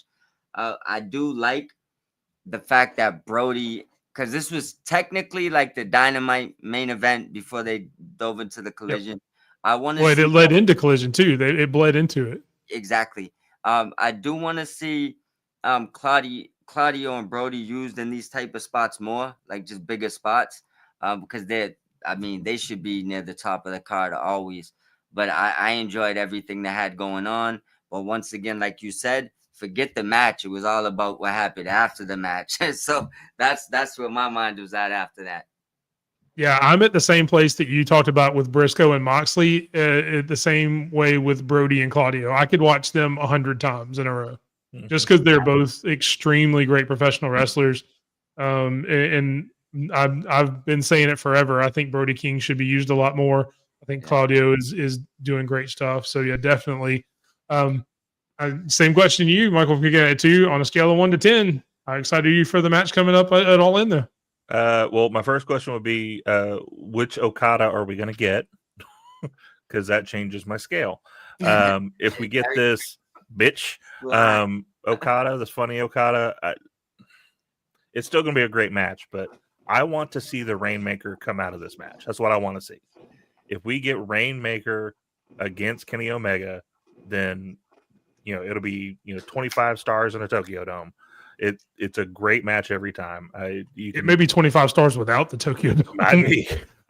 You put the WWE hard ups on one side, you put the AEW sickos on the other. The fans in the middle are the ones that are going to win this because this is an amazing thought to put them in the ring together. I don't know if I like the winner take all thing. Like we're just doing away with titles at this point. I don't like So I don't. I mean, as many titles as both companies have, I'm okay with losing one or two here and there. Maybe. Wasn't the Continental title for Eddie Kingston to get make him happy? I do want to say though, on the two people that have been mentioned by both of you, we need to put some respect on Claudio and Brody. Yeah. Oh yeah. Yes. Put some titles on these boys. Like they are killing it. Oh yeah. Yeah. Yeah. Brody should have had a title like a year ago. But that's just my opinion. TNT championship for sure. Or even international championship right there. But I agree. The one thing here's my question. Sorry, go ahead, Michael. Then I'll ask my question. Go ahead, Mike. My question's for Sped. Sorry to cut you off. The one thing I hate this combining titles thing, because the way I looked at it is the Continental Championship is for the Continental Classic, technically, right? So I mean, unless they want to get rid of it, I don't see, or just make it kind of like the Owen, where you just kind of get the belt for the year, but you don't defend it. I guess you could do that. And then the international one is supposed to be the one, like, for example, they had 4 countries in the ring the other day when they wrestled, like Mexico, Canada, so the international is supposed to be like traveling more. I feel like that's the belt I feel like they should have touring other companies. Like all your partners should see that belt. The Continental Class. So which one, like, I don't see why, if you're going to get rid of a belt, it'd be one of those that makes sense. I would just rather split the belts between like maybe the shows or something. But I guess we'll see how, what they decide to do when we get there. Yeah, so my thought on it is, since they've started rumoring this match, 2-3 months ago when they started this rumor, I would like to see them kind of let the Continental title go by the wayside and do exactly what you just said. You can still have the title, but make it more like the Owen. But instead of getting a world title shot, maybe you're going after the international title. Whoever wins the Continental Classic, that's what that belt gets you. Just like the Owen gets you a world title shot, let the Continental Classic get you a shot at the international title now. It's not a bad I would like that. I just don't see how merging them would make sense and where you go from there. Well, I'm hoping, I'm not necessarily say merging him. Maybe he just holds on to it and maybe he donates it to the next Continental Classic and say, look, the winner gets a shot at my title. Here's this. And that's what it becomes from here on out. Yeah. Whichever one of them wins. Yeah, because I noticed it said winner take all. It doesn't say, like, because there's been rumors for a few months now, maybe even longer, that they was going to combine those titles. When I read drop that, it as a regular title is kind of what I meant. You don't have it as a regular defendable title week after week after week. I'd agree. That'd be fine. I thought in the beginning that's kind of what it was, and then it kind of got away from that. Yeah, and Stampede's got a good point. If they get rid of that title, if they combine those two, it gives you a chance to have one more title added, which is the women's tag team division, which I know it's been rumored Tony Khan wants to do. So that's also a possibility. Maybe you're making room for another title, and then you're not adding another title to what is a bloated title roster in both companies. That's not me taking a shot at AEW. There's too many titles on both rosters. Yeah, fair to say. and they leave the ROH ones on ROH. Like that just all the extra belts makes it look even worse that you have more titles. Yep. Then you have the in-ring debut of the Toxic Spider, Tekla taking on Lady Frost in a really good match, a really good debut match for Tekla, who gets the win with the very unique submission move. I can't remember what they called it right off the top of my head. It looks very unique and very, very painful. Death Trap, maybe? Yeah, I think that's what it is. I think that's what it was. But yeah, great impact on her debut, and a great match that we'll mention here in just a minute, because we will go over some of the matches for next week real quickly after we get done with this. But guys, what did you think of the in-ring debut of Tekla? I'll start with you, Sped. AEW knows how to do this. When they make debuts and stuff, they know how to make a debut, and that's what they did with her. It's gonna exactly, Carol. She's gonna be a beast. That TBS championship, that AEW Women's Championship, they're on lock. She's got them on site. You know, I don't know which one I think she should go TBS first, then jump up. But either way, they're in the crosshairs. Yeah, and she's coming. Yep. King at it too. What were your thoughts on the debut? Absolutely perfect. I'd never seen her work before, and now she's one of my favorites. Yep. Like just after that match, Yep. she's so smooth in the ring. The finish is amazing. It's hard to say I saw a finish today that I've never seen before because everything just gets recycled, and that like it was Rings of Saturn mixed with the neck crank. Like it just was amazing to see something new. Yeah. And the way she got it on was smooth. It's perfect. Yep. Mike Norton, your thoughts? They nailed it. I also like the fact they brought on Aminata after because that's another woman that they need to use a bit more. Yep. But I mean, Mike nailed it. She just moves different in the ring. It's like She does. her fluidity, the way she gets down in that spider position, spins around and spears you out of it. Jesus. So I mean, this the way you debut somebody. If you didn't know who she was, you do now. Yep. I didn't like that Lady Frost got the local talent introduction though.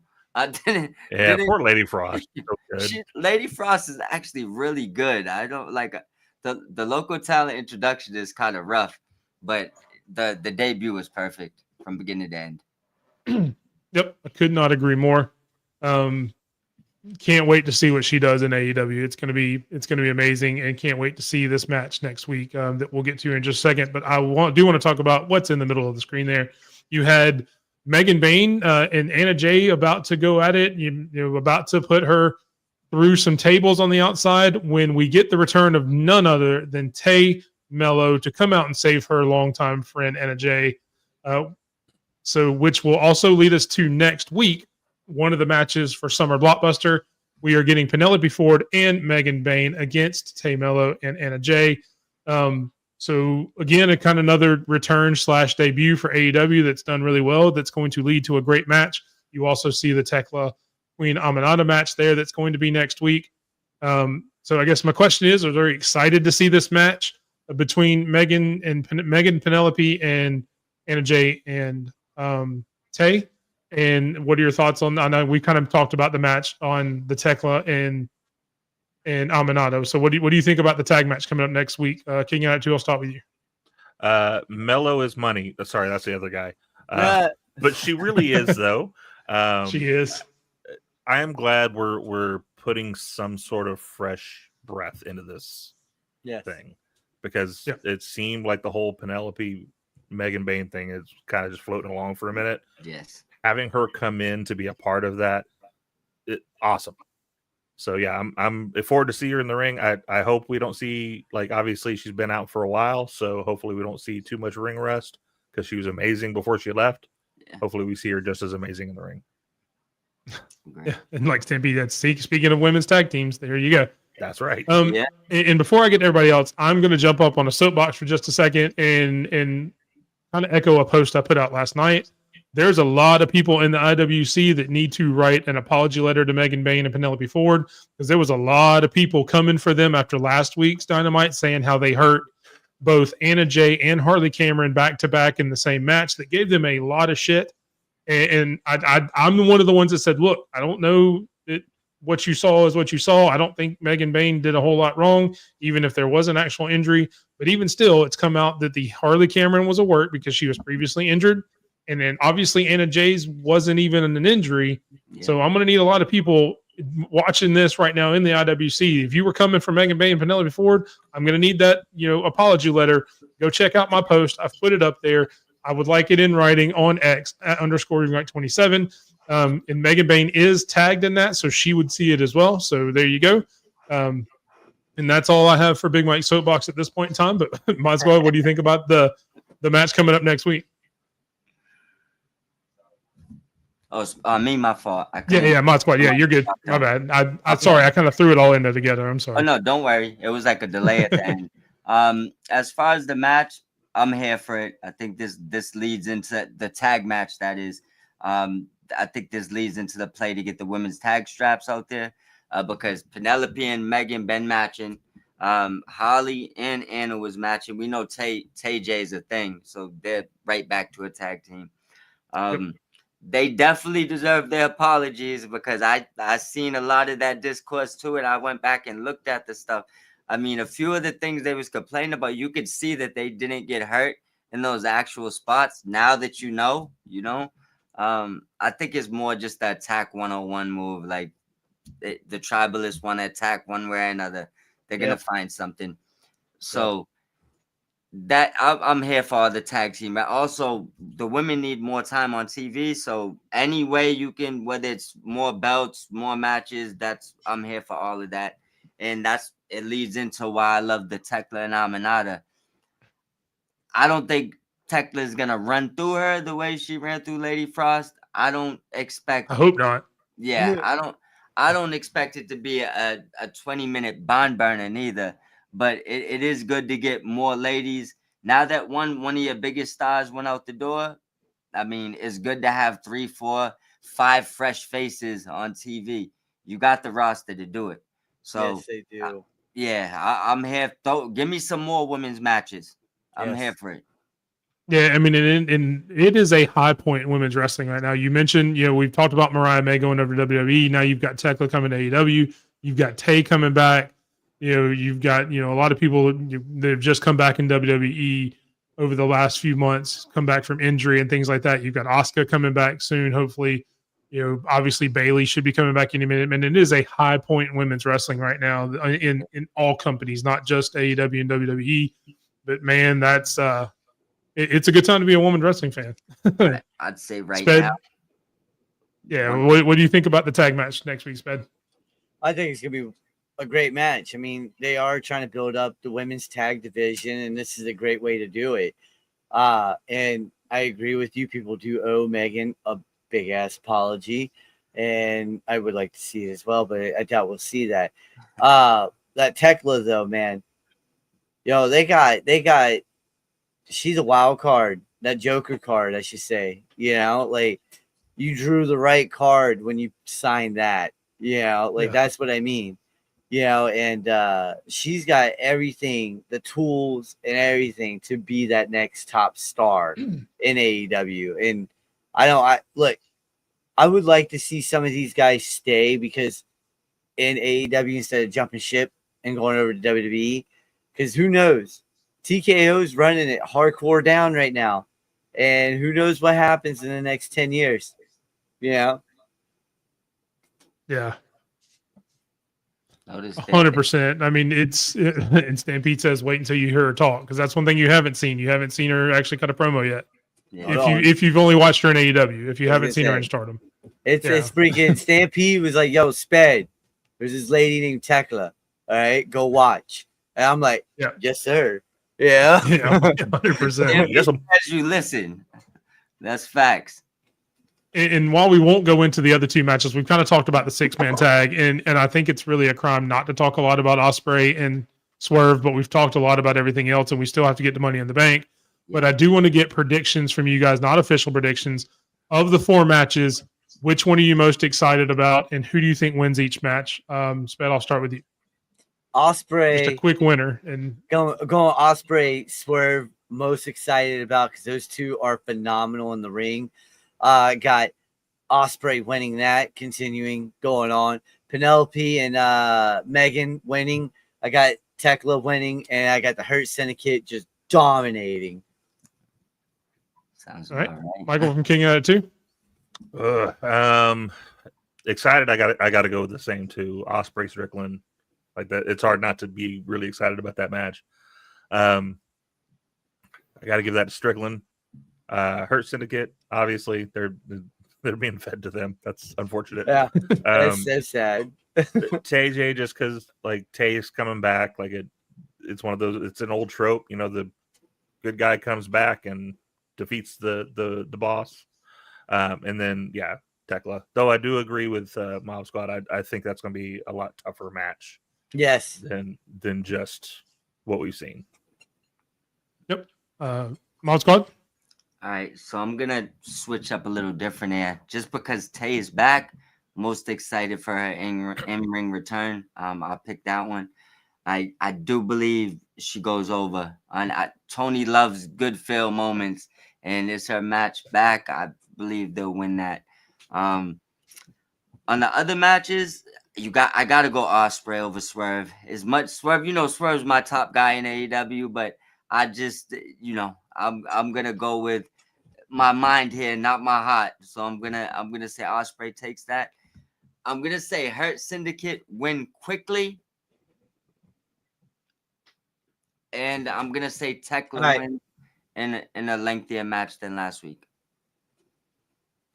Yep, I pretty much agree with everything you said. I was actually going to go the same way as you, Mod Squad. I'm actually most intrigued and most excited for that tag match, the women's tag match, just because I like Tay Mello a lot. I'm glad to see her back in the ring, and not for nothing. I've seen Swerve and Osprey. I know it's going to be a great match, but I know it's going to be because I've seen it. But seeing that tag match, I'm a huge Megan Bain fan as well. Yes. Obviously, I was there defending her last week when everybody else was killing her. So obviously, I'm a big fan of hers. And then seeing Tay Mello come back is really cool. I agree with the winners. I think Tay Mello and Tay J win. I think Tekla wins. I think the Hurt Syndicate wins. And then Osprey and Swerve. I think we've got 2 people for Osprey and 1 person for Swerve. So I'll split it up and say Swerve as well. That way we're all 2-2 for our picks on that match as well, just to make it fun. But yeah, definitely going to be a great week. Again, another 4-hour AEW. I guess what AEW is saying is like, look, if you're going to counter program our pay-per-views, screw you guys. We're just going to put pay-per-views every Wednesday night now because we know you can't counter program that. Because what are you going to do? Make Evolve a WWE pay-per-view show? I mean, so you big on TK for saying screw you guys. I'm going to take my ball and stay here on Wednesday nights and just make pay-per-view matches every Wednesday night. So good on him. It's kind of working out in his favor though with all this. The WWE is saying, "Oh, we're going to be petty and do what we do with that." And yeah, I get it. They've done it in the past with WCW Monday Night Nitro, airing the same like 30 miles down the damn road. On a Monday night. One's in Norfolk, one's in freaking Maryland somewhere. You know what I'm saying? Something like that. And but no, it's kind of working out for him because people are starting to see like, damn, TK's been booking some nice stuff lately, and yes, there's some shockers, and yes, like that Hangman Will Ospreay match that just happened. Everybody's still talking about that match, but it's a different feel in AEW right now. It feels like they finally got back in that on track where everything's running smooth again, and it doesn't feel like we're seeing hiccups along the way, and that's the thing. I like what TK's doing with this 4-hour special event. Yeah. Makes it's what TNA used to do. If I remember right, they used to do Wednesday pay-per-views. Yeah. They did. When you got the network that lets you run 4 hours and 8 minutes on a Wednesday, I mean, it's right. Do it. Yeah, 100%. Why not? They're like, we miss basketball, we miss hockey. Well, and it's a good trade-off, I think, like, because we're used to seeing like, this wrestling show's preempted because of football or baseball or whatever. Why not go the other way around? Is like once everything else cools down, why not have a couple extra hours of wrestling? Why not? No, that was smart. I mean, WCW tried it back in the day, but it didn't work out for them. Yeah. Well, and not for nothing too. It gets Collision off of the same night as Money in the Bank too, because you have your Collision run tonight and do it as a double show. So the tonight is much more special instead of trying to do Collision on Thursday or Friday, and then you don't have to put it on Saturday up against the PLE for there too. Correct. But yeah, I mean, I 100% agree with Stampede. NXT is going to go up against Omega, Okada, Mercedes, Storm, Hangman, and Moxley. And who knows what else is going to get added to that. So, yeah, good luck with that. Yeah. With your Great American Bash. Yeah, that's not going to beat that at all now. Yeah. Yeah. I guarantee you WWE will think twice about counter programming after what's going to happen this weekend. Feeding NXT to the wolves right now without even knowing it. Yeah.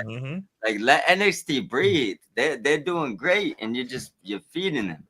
Yeah, but again, I mean, if that's what WWE wants to do, more power to them, man. I mean, you want to say you're number 2, they're going to take your shots at you, and what Tony Khan's doing exactly what he needs to do on his side. He's going to take it, knock it out of the park, and say, "Yeah, why don't you try better next time, WWE?"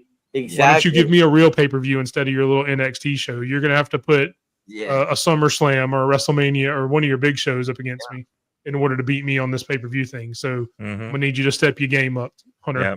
NXT versus Dynamite's one thing, but like you can't go NXT pay-per-view against it. And especially being all in their version of WrestleMania. Yeah. I mean, come on, guys. Yeah. Like when NXT's ended, AEW's pay-per-views just getting started.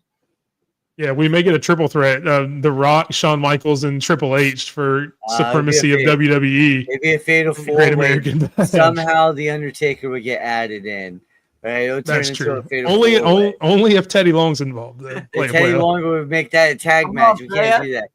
Yeah, player. Undertaker will be in Oba's corner because reasons. Yeah, reasons. Hey, holla, holla, I'm not arguing with that. He should be in Oba's corner. Everybody should be in Oba's corner. Ooh. All right, so we will move on to the main event of our show, Money in the Bank. Our predictions, Sped and Ultimate One going for that beautiful crown.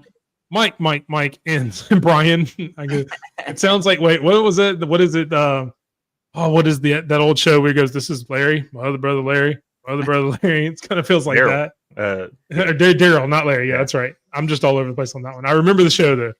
Was it the Newhart show or something like that? I don't know. But we will get to Money in the Bank. You see the run-in briefcase. You see the crown on Chokeslam right there. What we will do is we're going to go through all four matches. I have Ultimate One and Brian's picks right here in front of me. I will give those as we go through.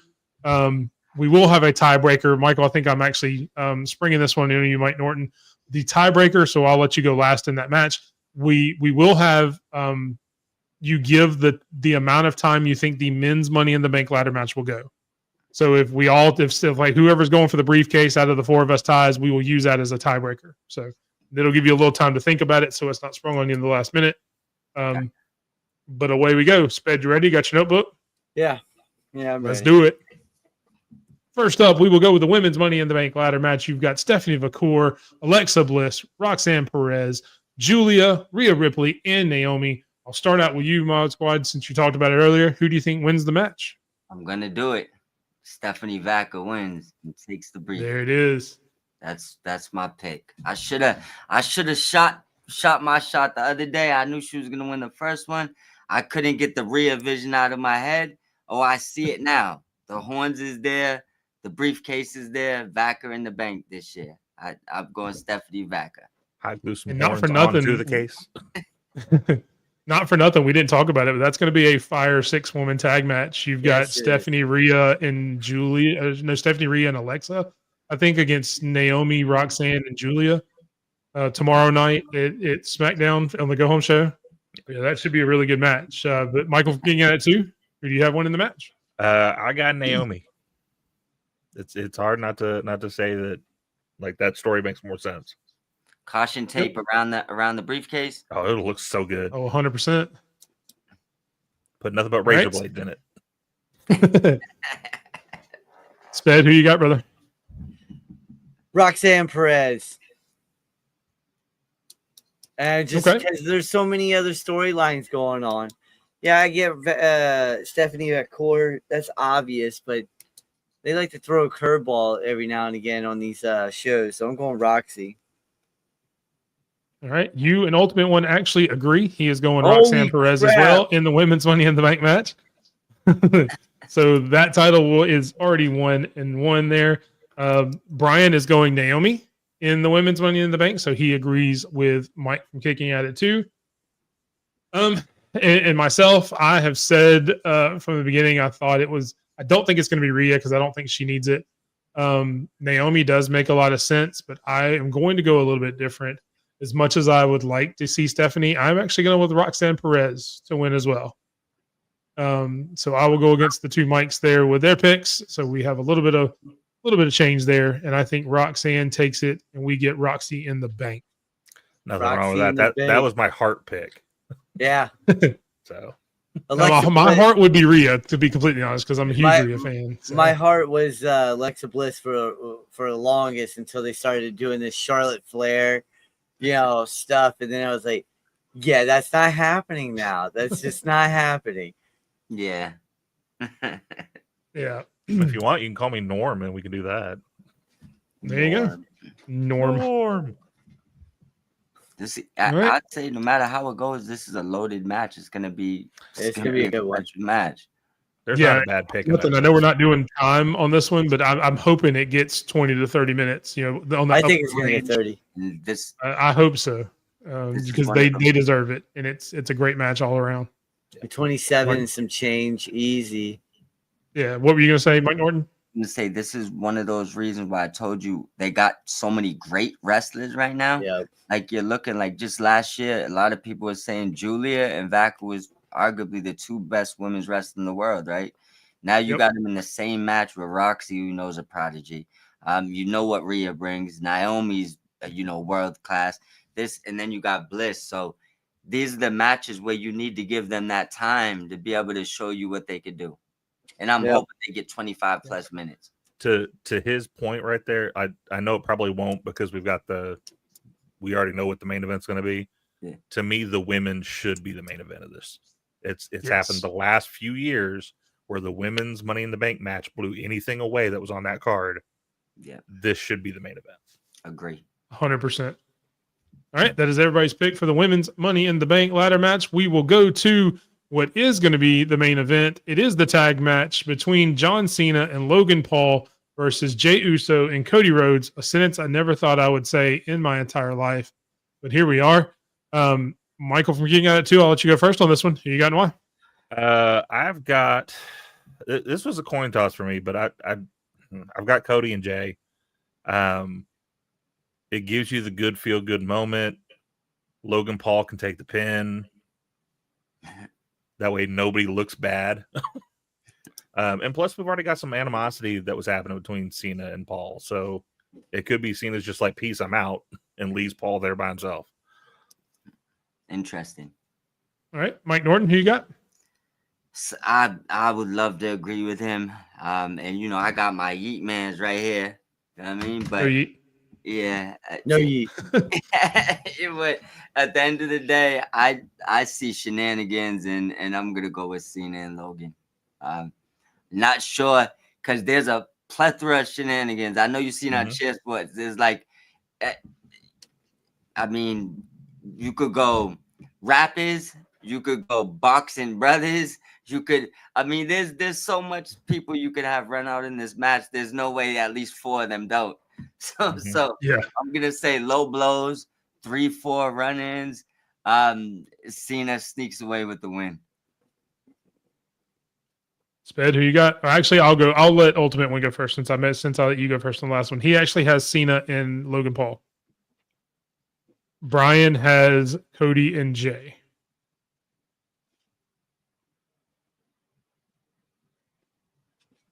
I will go with, and then this is kind of coin flip for me too. I think there's a better story coming out of it if Cena and Paul win. As much as I hate to say that, I think you could do more with them winning than you do with Jay and Cody. So I'm going to say John Cena and Logan Paul get a very, very highly interfered with victory. That's my You're up. problem. Yeah, I'm going with Cena and Paul. It's just going to be a lot of shenanigans. Yeah, a lot. So I'm going Cena. It's gonna be a 35-minute movie to end the match after the whole 7-minute match. So The official match time maybe say 30, but it's actually going to be 5 minutes of wrestling. I think Stampede set up best at some point after the 19 different people come down there and interfere in this match. Yeah. We'll be at the 30-minute mark at that point. Exactly.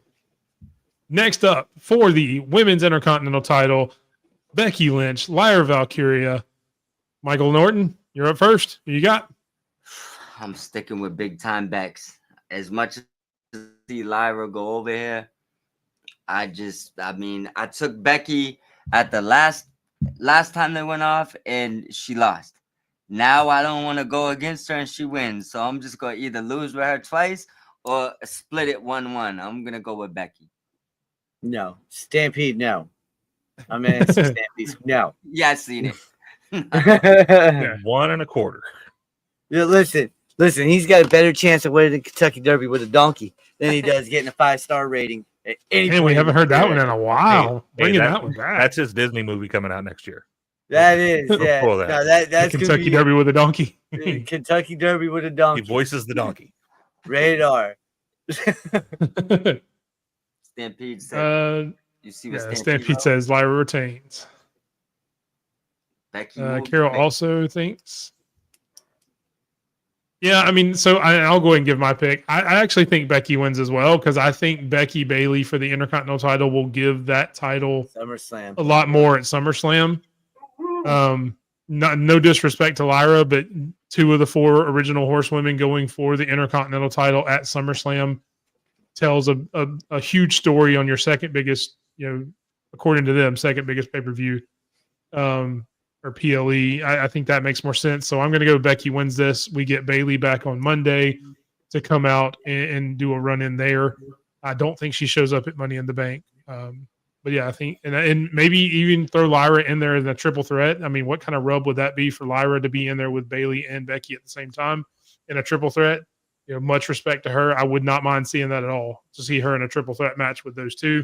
Because as I've learned on playing GM mode on WWE 2K, you can still continue a feud between Becky and Bailey by having a triple threat with Lyra in it.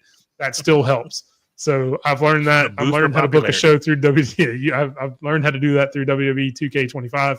So I'm definitely hoping we do something like that in there. So if Lyra left that triple threat as the winner too, that's huge. Oh for her. yeah. It's Oh like, yeah.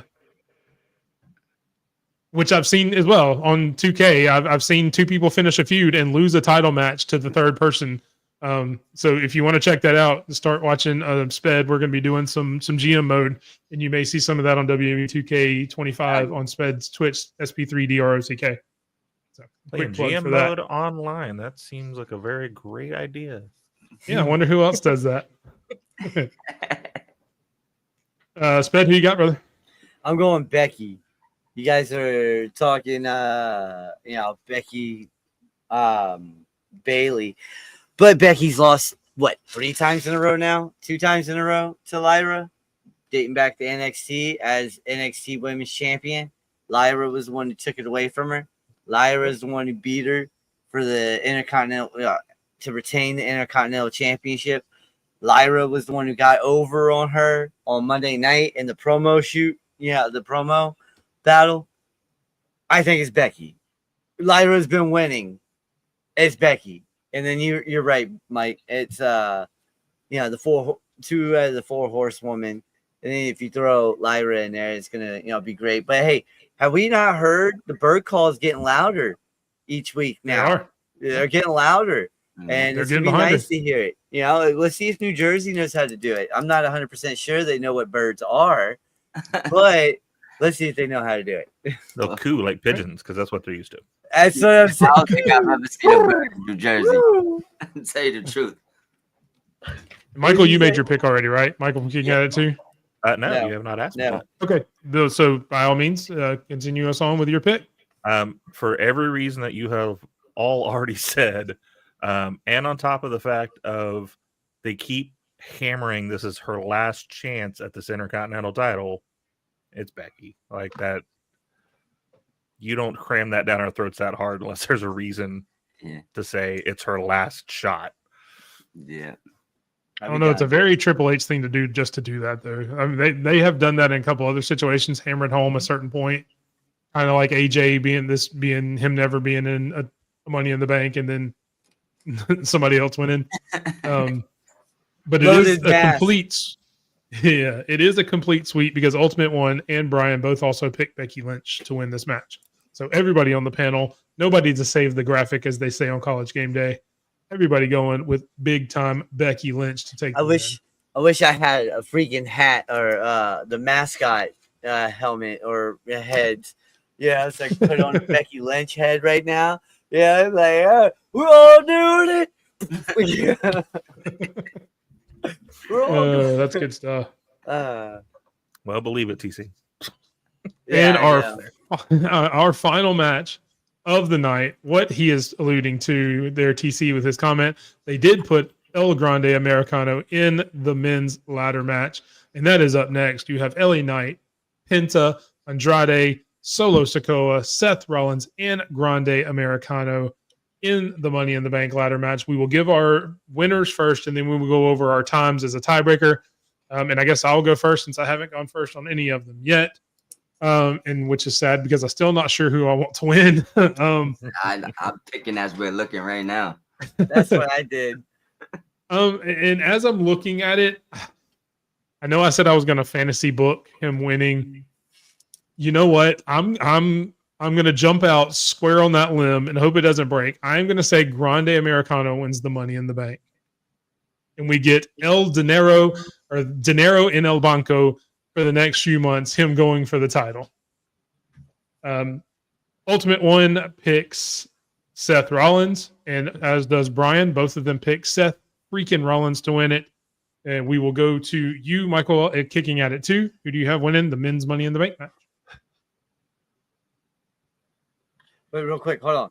How many minutes did you say for the match? I haven't yet. We're going to do that after we do who we're going to win. We're going to go all over times next. Nice, that's Mike. So yeah, Michael Kicking at It too. You're up. So I think me and him have gone 1 for 1 on all of our picks so far. Am I right? What do you mean? I forget the name of the other one, the other guy. Brian Sooner. Yeah, he's got Cody J. He's got Becky and Naomi and Seth. Yeah, you guys have gone everything. We've been 1 for 1. All right, then. Yep. I'm not going to go with my gut pick thing because my gut pick is Seth Rollins. I'm going to go for my long shot pick, which I thought a while back it would be a great story as Solo. Solo Sikoa. Okay, so you're taking the tiebreaker out of it altogether with Sooner there. Yeah, because you could have picked him and let the tiebreaker make the decision. I could have, but that's not as entertaining to me. I got you.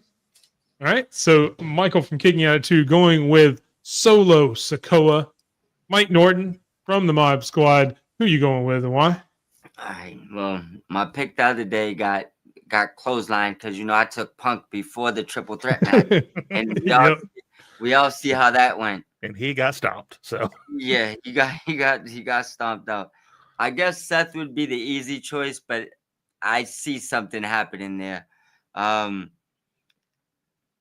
It's honestly, as much as I love it, it's way too hard to see Penta or Andrade winning this, even though those would probably be my 2 preferred picks, like if I was to pick my 2 favorites. So that leaves me personally with, I think Solo might piss a lot of people off if that happens. I don't know if they're prepared to do that after the R-Truth stuff. Like right now they need something positive. It leads me to believe that it comes down to LA Knight or Grande Americano. And I'm going to say this, right? If LA Knight was their guy, he would have already been their guy. He was way harder. I mean, a year to, I'm going to do it. I'm taking Grande. I'm taking Americano. I got to do it. It's just, I think it's the best way to go right now because I think Solo and Seth have things they could do. I don't think they're giving it tonight, and I don't think it's Andrade or Penta's time. I think it's AAA, Americano. They got that Omos and maybe Gable come on the side of this. So there's just a lot of stuff they got going on there. From the mask match to you. So that's the way to go, man. Well, I'm gonna shake your hand up there, Mike, and agree with the Americano pick. I'll take it. I'm gonna clip that little look that you had there. That is, anytime you guest spot now, that's gonna be what's on there. I'm good with that. I know the internet's forever. That was great. If I was worried about how goofy this face looked, I'd have never been on camera in the first place, brother. We're good to go. Sped, it's all up to you. You got bring us home. I am going completely different than all of you guys. All right. I see storylines all over the place here. Solo Fatu, Rollins, CM Punk, Americano, LWO, Andrade catering, LA Knight. Please put him in catering. Penta, is the next Yeah. champion. He's the only one who's not got really anything going on. I mean, he's going to beat the hell out of El Grande Americano one of these days for beating up his brother at WrestleMania, but that's a different story. Look, you don't put it on LA Knight. All it is a gimmick that everyone's already seen through a million times. You've seen it in TNA, yeah. You saw it over in NXT, yeah. And you now see it in freaking WWE. Has not changed one bit except the name from Eli Drake to LA Knight. Okay. And I mean, if he brings back that dummy freaking button, I will literally turn off the TV right then and there. All right. I'm begging for that to come Dummy. back. Yeah, man. I mean, no. honestly, I think if Knight wins it, it's just going to have like Slim Jim all over the briefcase, and it's just going to be full of exactly. Slim Jims in there. Exactly. At this point, Well, Is it going to have like the Slim Jim logo, or is it just going to have like Slim Jim smeared on it? probably no. Bring back up Stampede's comment where he said, which one? It was one where he was talking about crap. I'm gonna have to go through now and look at this. See where he's going to put it in a bigger Yes, briefcase. put a bigger briefcase. There you go. Yeah, right. that gave me the Dean Ambrose vibes back in the day, where Ambrose stole the briefcase and put slime in it and like all over freaking Rollins' face. But now there's so many storylines going on in this, and I'm praying WWE kicks Americano off and puts Cross in somehow, like, you know, somehow, some way. That's what happens. Yeah. I mean, we've done it with Hell in a Cells and stuff, where someone like We attacks did- the guy beforehand and puts himself in the match. The Royal Just know Rumbles happen. you don't have to be in the match to go grab the briefcase. Brock Lesnar. Hi, James Brock Ellsworth. How are Lesnar. you doing today? That's right. Lesnar. Well, Brock Lesnar. I did fantasy book for John the idea of Truth comes in, gets it, and then challenges for the TNA title. That would be There sick. you go. Send everybody home happy. That'd be dope. All right. So Going with our times, I will start with Ultimate One and Brian Sooner. Ultimate One has 23 minutes and 24 seconds. Brian, our Sooner fan, has 32 minutes and 45 seconds. I will go with 27 minutes and 27 seconds. Just because 27 is my favorite number. Sped, you've had the next longest time to think about this, knowing what's going to happen. What do you think about your time? all right, Ultimate One, you're gonna hate me. 23-25. Nice. The price is wrong, bitch. Although it doesn't matter because you only have one match different anyway, so your tiebreaker doesn't matter. So That is the tiebreaker. It's Pointless. the men's one. yeah, exactly. But if neither Michael, one of them are right, Yeah, I guess that's true. I guess if somebody else other than Seth or Solo, or no, he had Penta. If Seth or Penta doesn't win, like a Grande Americano, then I guess you have to go to the tiebreaker. So there you go. I guess it goes. Cross somehow gets into this match. But maybe Karrion Kross is under the mask. You don't know that. We don't know who's under that mask. Listen, it's I mean, it's Omos. Chelsea Green's boots, so it might be her. No, those are Corey Graves. Corey Grave. All right. So Chelsea Green confirmed she let him borrow her boots. She put it out. but Corey She put it out Graves on got Twitter. the size 30 freaking inch foot right there. Omos can only fit that. Yeah. Michael from Kicking Out at 2. How long do you think the men's Money in the Bank ladder match will go? Y'all have more faith in them than I do. 20 minutes, 35 seconds. Nice. All right. I don't think they're going to give Mike- them that much time. Yeah. Mike Norton. I'm gonna go 19 minutes, 18 seconds. I'm There you gonna go. 19 minutes. Yeah, I just purposely went 1 second ahead just to be that guy like on The Price is Right. You know, 800, 801. You. Okay? Yeah, some of my bitch. Yeah, you son of a bitch. You know what they should do here though? After Grande takes the briefcase, actually, excuse me, not him taking the briefcase. Just a fantasy book shot here to play out for Spedrock and Penta.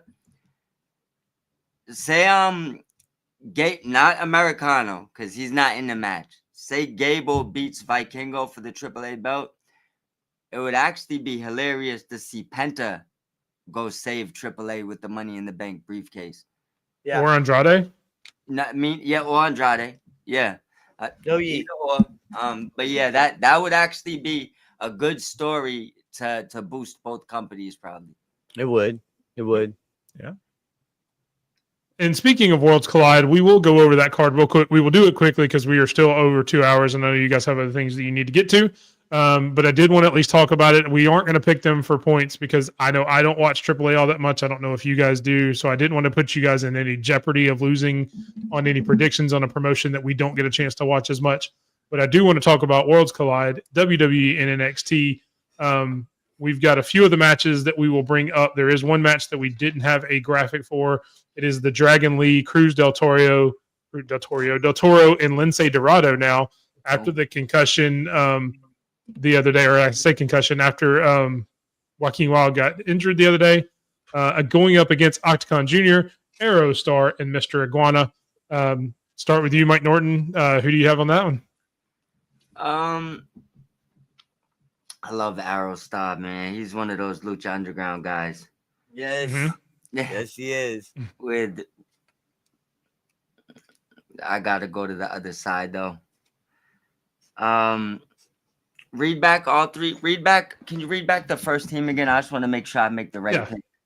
It's Dragon Lee, Cruz Del Toro, and Lindsay Dorado. It's essentially what was going to be the LWO, but Joaquin Wild got injured, and so Lindsay Dorado is taking his place. Basically, they're the WWE side. That's what I was just making sure. Exactly. Yep. They're gonna take. This is gonna be an amazing match, though. I'm gonna let you know that. I know five of them minus one person. But I'm gonna go with the WWE side on this one. There's no way Dragon Lee and Del Toro and them going there and lose. I don't think. Yep. Michael, I'm kicking at it too. What are your thoughts? See, I think the exact opposite because LWO hasn't won shit. So I think they're easy to be the fall guys for WWE on this one. I appreciate it. Yeah, I'm thinking kind of the same as you, Michael. Kicking at it too. I think the AAA. I think this may kick off the match and start the crowd hot. I think it's obviously being in LA. It's going to be a predominantly Latino crowd. I would imagine being a AAA branded show. Obviously a very large Latino contingent in Los Angeles. So I think there's going to be a heavy influence. And they want to send the crowd start off happy. So I think this match will actually kick off the show and they will let AAA win. And not for nothing, I haven't got to see a lot of AAA, but after seeing him on NXT the other day, I really want to see more of Mr. Iguana. He definitely gives me, Mankind or Santino vibes with the sock puppet. So I definitely want to start looking into more about Mr. Iguana and seeing what I can find out of him. So very good placement of him on NXT because now I'm curious of who the hell he is and anything I can find on his career because he looks entertaining as hell. Wrestling is silly sometimes. Yeah. I would imagine they use the standard 4-sided ring just because I think it's probably harder for NXT people to jump up to a 6-sided ring, or I think it's 6 in theirs. It's either 6 or 8. I know it's not a normal. I think it's as opposed to trying to make somebody go the other way. I think it's easier to drop back down from 6 to 4 because a lot of them still wrestle in 4-sided rings. So I think it'll be a 4-sided ring there. Did you have a thought on this match, Sped? The first match? Okay. No problem. And then the first one we will talk about. Stuck. No, you're good. The first match we will actually have a graphic for. We mentioned Stephanie McCourt earlier. She will be in the Money in the Bank ladder match, but before that, she will be representing NXT in Worlds Collide, teaming up with Lola Vice versus Chick Tormenta and Dalise. Michael, I'm getting at it too. Let you go first. Who do you think wins? Lola and Stephanie. I Exactly. think it's an easy win for WWE to have Stephanie look even better for the next night. Yeah, or later that night because they're both Or June yes, 7th. sorry, later that night. Yeah. Yeah, she'll essentially finish her match and walk across the street, which makes me think they may let this kick off the match just to give her more time in between. Maybe I want to see that entrance. Then I want to see her walk from that ring just to the that would be amazing. Especially if the women's ladder match kicks off Money in the Bank. Yeah, that's a short time between matches. 1, 2, 3, run. Sorry, I'd celebrate, but I gotta go. Sped, who do you think wins this match? I agree. I think Lola Vice is going to be a big player in this to protect, Stephanie. So you Yeah. see a lot of Lola doing her thing, like shaking, doing her thing. That spinning back fist, though, man, it's gonna knock out one of those two real quick. But no, you know how cool. There's nothing. There is nothing. Listen, if we don't get La Parca in this freaking at all, I'm gonna be pissed. All right, we need to get Thriller coming out. All right, It's not listed. He needs to be coming out, doing his thing. All right, La Parca needs to be coming out, man. Do it. I haven't seen La Parca since freaking WCW, man. Come on. It's hard to see La Parca was out of Potbelly though. That's Yeah, true. Yeah. This is what I agree. third iteration of it. I think so. Third one, yeah. Something like that. Yeah.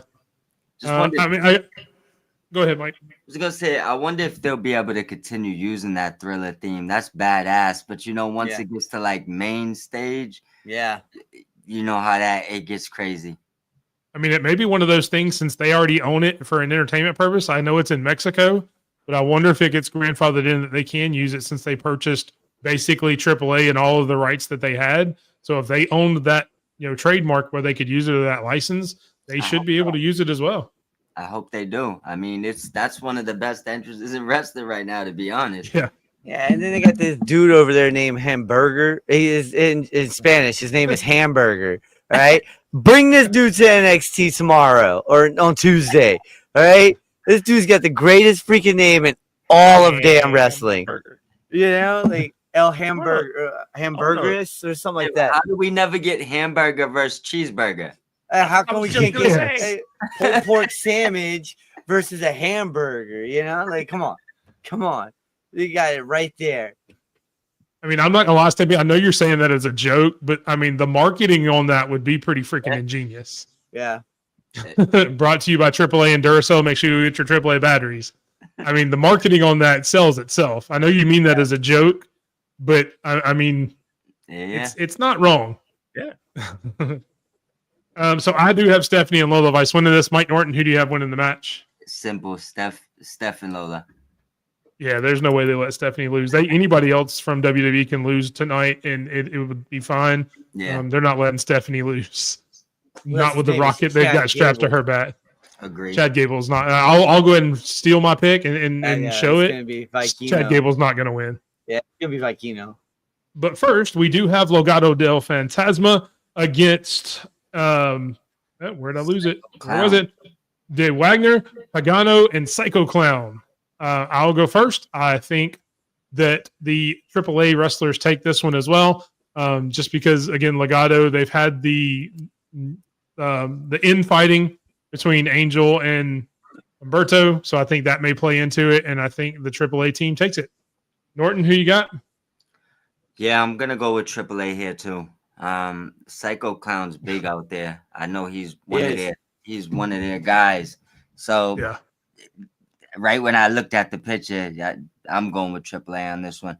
That is gonna be who's not taking the pin in this match. Santos. Yeah, there you go. So one of the other guys is taking the pin. If you take your pick, which one? Yeah, But- I'm wondering if they continue that and have Humberto take it, since he's the one that's kind of been on the outs with the group, and they kind of use that to funnel the storyline back to SmackDown. Yeah. So yeah, I could see that 100%. Michael, I'm kicking that too. What you got? I agree. First of all, I love Psycho Clown. I've seen him plenty of times before. I agree with the way you booked it, except for I think Garza actually gets pinned, and they blame Berto. Okay, that's good too. Sped? As much as I hate clowns, besides the Joker, I'm gonna have to go with ICP on this one. All right. Okay. All right. I'm gonna have to go with Shaggy 2 Dope mixed with Violent J and some Boondocks. It looks like right here. All right, and I think they win. And listen, I like Santos. I really do. I became a bigger fan of him when Carlito was like, it was Santos Escobar. Yeah, and it became a meme. But no, I like Legado del Fantasma, but it's gonna be AAA in this one. They're gonna show up and show out, man. This is a big stage for them. Huge. And I don't put a whole lot of stock into this. I mean, especially when you think about it, what was it, 3 or 4 years ago that Seth Rollins had more losses on WWE than anybody else on the roster? Look at Finn Balor. Yeah, I mean, there's plenty of times where that just kind of makes that you're going to have a huge year the next year if you have the most losses. Yeah. So Well, I mean, look at Dom. yeah, I get that, but yeah, I couldn't go one episode without talking about Dom, could we? Listen, I was like, I've done it 3 times already. They're showing up though. I'm telling you that right now. They're going to be there. Yeah. Oh yeah. They should. Next up, you've got the 4-way match for the North American title in NXT. Ethan Page, Javon Evans, Laredo Kid, and Ray Phoenix. Sorry, excuse me, I had something in my throat. Mike Norton, you're up first. Who you got? Man, I love to go with my boy Phoenix. But you know what I'm going to do here? Laredo Kid's taking that belt. I mean, this is a little bit different from a partnership. They own that company. I think Laredo Kid's going to be probably one of the first ones to get moved to NXT and probably end up in that system. So I'm going to say Laredo Kid takes this belt. Good pick. Sucks. I love Ethan Page. I don't think it's time for Evans yet. And I mean, I just don't see Ray Phoenix doing it. By the way, his booking's been since he got there. Not that it's been bad, but I just wouldn't see him leaving with a belt right now. So it would lead me to think that either Page keeps it, or it goes to Laredo, and I'm leaning towards Laredo Kid taking that belt. All right. Being showcased. Yes, sir. by NXT. Michael, I'm kicking that too. Who you got? Actually, I think it does make sense to give it to Javon. He can win that title, close that story without Ethan Page really being part of the conversation, because he can be out of it and he can pin somebody else. I don't think it's Ray. Back to Ray, 2K5. Ray's got his stuff going on over on SmackDown, and eventually we're going to put him and Penta together. So I don't see that. I agree with you. At some point, we're going to have to cross the stream like we do with TNA. Like, we're going to have to cross that stream. I just don't know if it's here. Yeah, I don't know if it's night 1, but Sped, who do you think? Listen, you guys are gonna have a treat with that Laredo Kid, man. Go back and watch the stuff with him. You guys think Penta's amazing and Ray's been amazing. This kid, he is so smooth, so damn smooth in that ring. But it is the time for Javon Evans to take that gold and bring it home. The boy has been doing some amazing stuff. Has some amazing matches. How do you not say that boy's bouncy right there? It was the perfect transition. I'm not gonna do it. I'm not gonna do it until he wins. Once he wins, then I'm gonna tweet that shit out all day. That boy's very bouncy. I don't know if you heard the announcers on Friday. That doesn't sound right coming out with someone with this complexion. It doesn't. That boy is bouncy. No. You can say that essay's bouncy. You know, you keep it light and simple. Look, I'm going to go against all of you. Is bouncy. I guess you could say that. That might be passable. My dude, if you really want to go white with it. Yeah. Okay. That kid sure is mighty bouncy. That kid sure is. That's what Cole would say. By golly, that kid. And then he would try to he's extremely springy in the ring. Yeah. Exactly. Got some bounce to him there. Yeah. That kid right there got 434 in his cylinder. Exactly. I'm going to go Ethan Page for the win. I think he cheats. I think they use it to further the storyline between him and Evans, and we get one more match between them, maybe at Great American Bash, and that's where they blow off this feud, and Javon maybe wins it there. God, I hope it doesn't go that far. Hopefully they've both moved on to other things by Halloween Havoc. I know. I could definitely see this. And they put Laredo Kid and Ray Phoenix to showcase the luchador style. But I think they're really just using this to further that feud, as much as I hate to say that, because I don't think that this is the best environment to further an NXT feud by itself like that. So I think it's still going to be a great match. I think, like I said, Ego wins and furthers the feud. He's very nimble. He is very nimble. Yes, my good man. That, sir, is very nimble. Pip pip chitty, know that good stuff. which does lead us to our main event. El Higo Vega can go against Chad Gable for the AAA Mega Championship. I'll go first. I think Vikingo wins it. I don't think there's any way they let Gable take that belt. As much as I think it would make for an interesting story, I just don't see it happening. I mean, that's Mike what Norton, we're who you saying. got? He's going to be the poster boy of this company for a long time, which is why they let us know he was winning the belt before the match even happened. Exactly. But yeah, I don't, Gable has no chance here.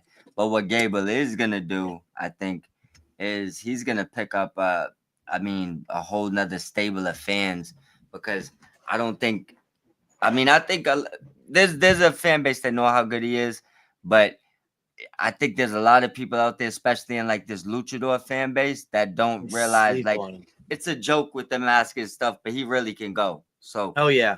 I expect this to be match of the night, probably one of the longest matches of the night. But I also don't expect Gable to win. I expect Vikingo to leave with his title. Sped, what you got? All right, listen. Just because I'm a huge Chad Gable fan, thank you. He wins. Thank you. All right, you guys got him going. Omos winning over on later on that night. Yeah. No, all right. Chad Gable. He didn't qualify for the Olympics, but he's about to be the AAA Mega Champion here soon. All right, Stampede. Michael. Who you got? Stampede actually has Vikingo as well. Michael, continue that too. Who do you have? If this was like 3 years ago and Vince was still booking, absolutely Chad would win this. Oh, yeah. Absolutely. No, Look, no shit. If Vince was here, not only would Gable win, Alberto Del Rio would run in and cost Vikingo the championship, and you'd get Gable and Del Rio together. Yep. Well, I mean, actually, to clarify, Grande Americano would win this match. Yeah. Because that would have been That's actually true. That is a very good point. Because why would just piss people off even more? Oh, Yeah, Del Rio would have been the special guest ref. Yes. And then the special guest timekeeper would be Kerwin White. I've often thought of if Vince was still running the show, would we get like what they did with Hulk Hogan and being Mr. America in the fake ass lie detector test that they did, with Chad Gable, do it with Chad Gable as well. Are you Chad Gable? No. Ding. Oh damn, he's telling the truth. Yeah. That may or may not make an appearance in my fantasy booking. So make sure you guys tune in Saturday morning here on the Running Wrestling Podcast to find out how I would book a Grande Americano winning the Money in the Bank briefcase. So Michael, from King of that too, who do you have winning the match? Vikingo. Okay, I thought so. I say all that to tee up the fact that it's Vikingo. And I agree. I think it will be a showcase to show what Chad Gable can really do in the ring. Yeah, for sure. All right, so we will move on. That is all the matches we have for the weekend. We will move on to our Twitter post of the week, which we will go very quickly and just provided by the CEO of Chairshot Sports Media Group himself, John from Chairshot Sports. If The Miz is in fact not being renewed as a talent in WWE, those who have heard the rumors, he's had all WWE references removed from his social media. There has been nothing reported. There has been nothing really rumored. Other than that, would you, yes or no, want to see him in AEW? Sped, you put it up here. I'll let you start it off. Do you want to see Miz in AEW? No, he doesn't fit in. No, he fits nowhere in that roster at all. He can't hang with the mid card. I love the Miz. But yes, Miz and MJF would be good. But where does he fit? He doesn't fit anywhere on that whole roster. And I think he should just go back to reality TV. Go back to the Mad World or the Real World, whatever it was. Michael, you're getting at it too. What are your thoughts? I think he shows up the next day. His name will be the Wiz. No. You definitely can't do that one.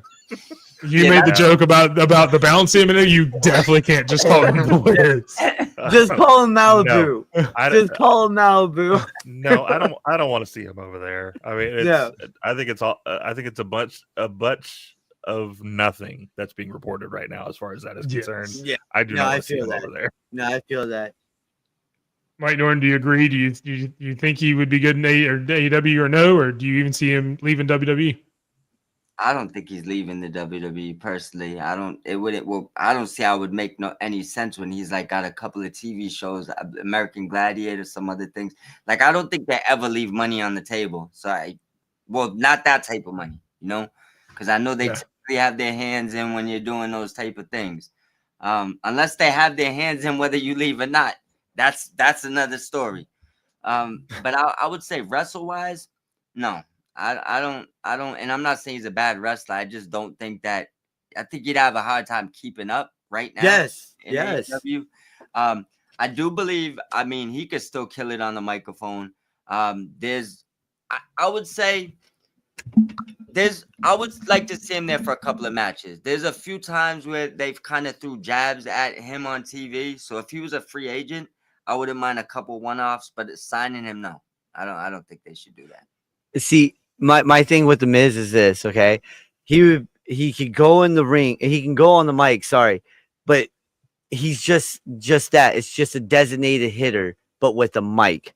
All right. He can go in the ring in WWE, but if he jumped over to AEW with guys like Hangman, Takesha, he would get in trouble. Speedball Mike Bailey, he would be in trouble. Roosh would destroy him in a heartbeat. And I love the Miz. He's one of the best out there. He did it for a long time. Yeah. But going to AEW would be a dumb suicide career move for him. Yeah. I'd rather see him in TNA, to tell you the truth. That wouldn't. So I'm gonna go a slightly different way with it. Not that I'm gonna say the Miz is gonna end up in AEW, because I don't think he would. I don't think the Miz would want to be in AEW. And that's nothing against AEW. Yeah. I think he can look at their style and how they wrestle, and he knows that wouldn't fit him. It wouldn't be what he's used to. It wouldn't be what he's comfortable with. It wouldn't be what he wants to do. He has wrestled a certain way his entire career in the WWE, no matter who has said he should be doing stuff different. I don't think it would necessarily be any interest on either side of that fence. I agree. Yeah. One time seriously. Obviously small stuff here and there, but yeah. I think much like I said with a Braun Strowman when he got released, if the Miz decides to leave WWE, I don't think he wrestles again. No. I think just like Mike Norton said, I think he does a lot more TV. He does a lot more acting. He's got the reality show. He's got American Gladiators. He has a ton of other stuff outside of wrestling, much like I mentioned with Braun Strowman. Now we see Braun Strowman's got his own show on I think it's USA. Yeah. Where he does the where how much he can eat, stuff like that. The eating show, maybe it's on Food Network. Yeah. Who knows? Yeah, I think but it was on Peacock. It's going to be the same situation as that, where he's not going to have to wrestle. He can come back to NXT down to the PC and teach a promo class if he wants to stay involved in the WWE. He can be in the Hall of Fame one day, which he 100% deserves. Yep. But I don't think we ever see him wrestle outside of WWE. I just don't. I think he's also premier candidate to win with a podcast. So it's like I'm sure that he has that in the back of his mind too. So I think you're right. I don't think, and that's not a knock. I think that is you have to. Someone needs to be interested. I don't think either party's interested in that situation. I think there's a few other wrestlers too that unfortunately are in that same ballpark. Why it's like you just wondering why they haven't popped up somewhere.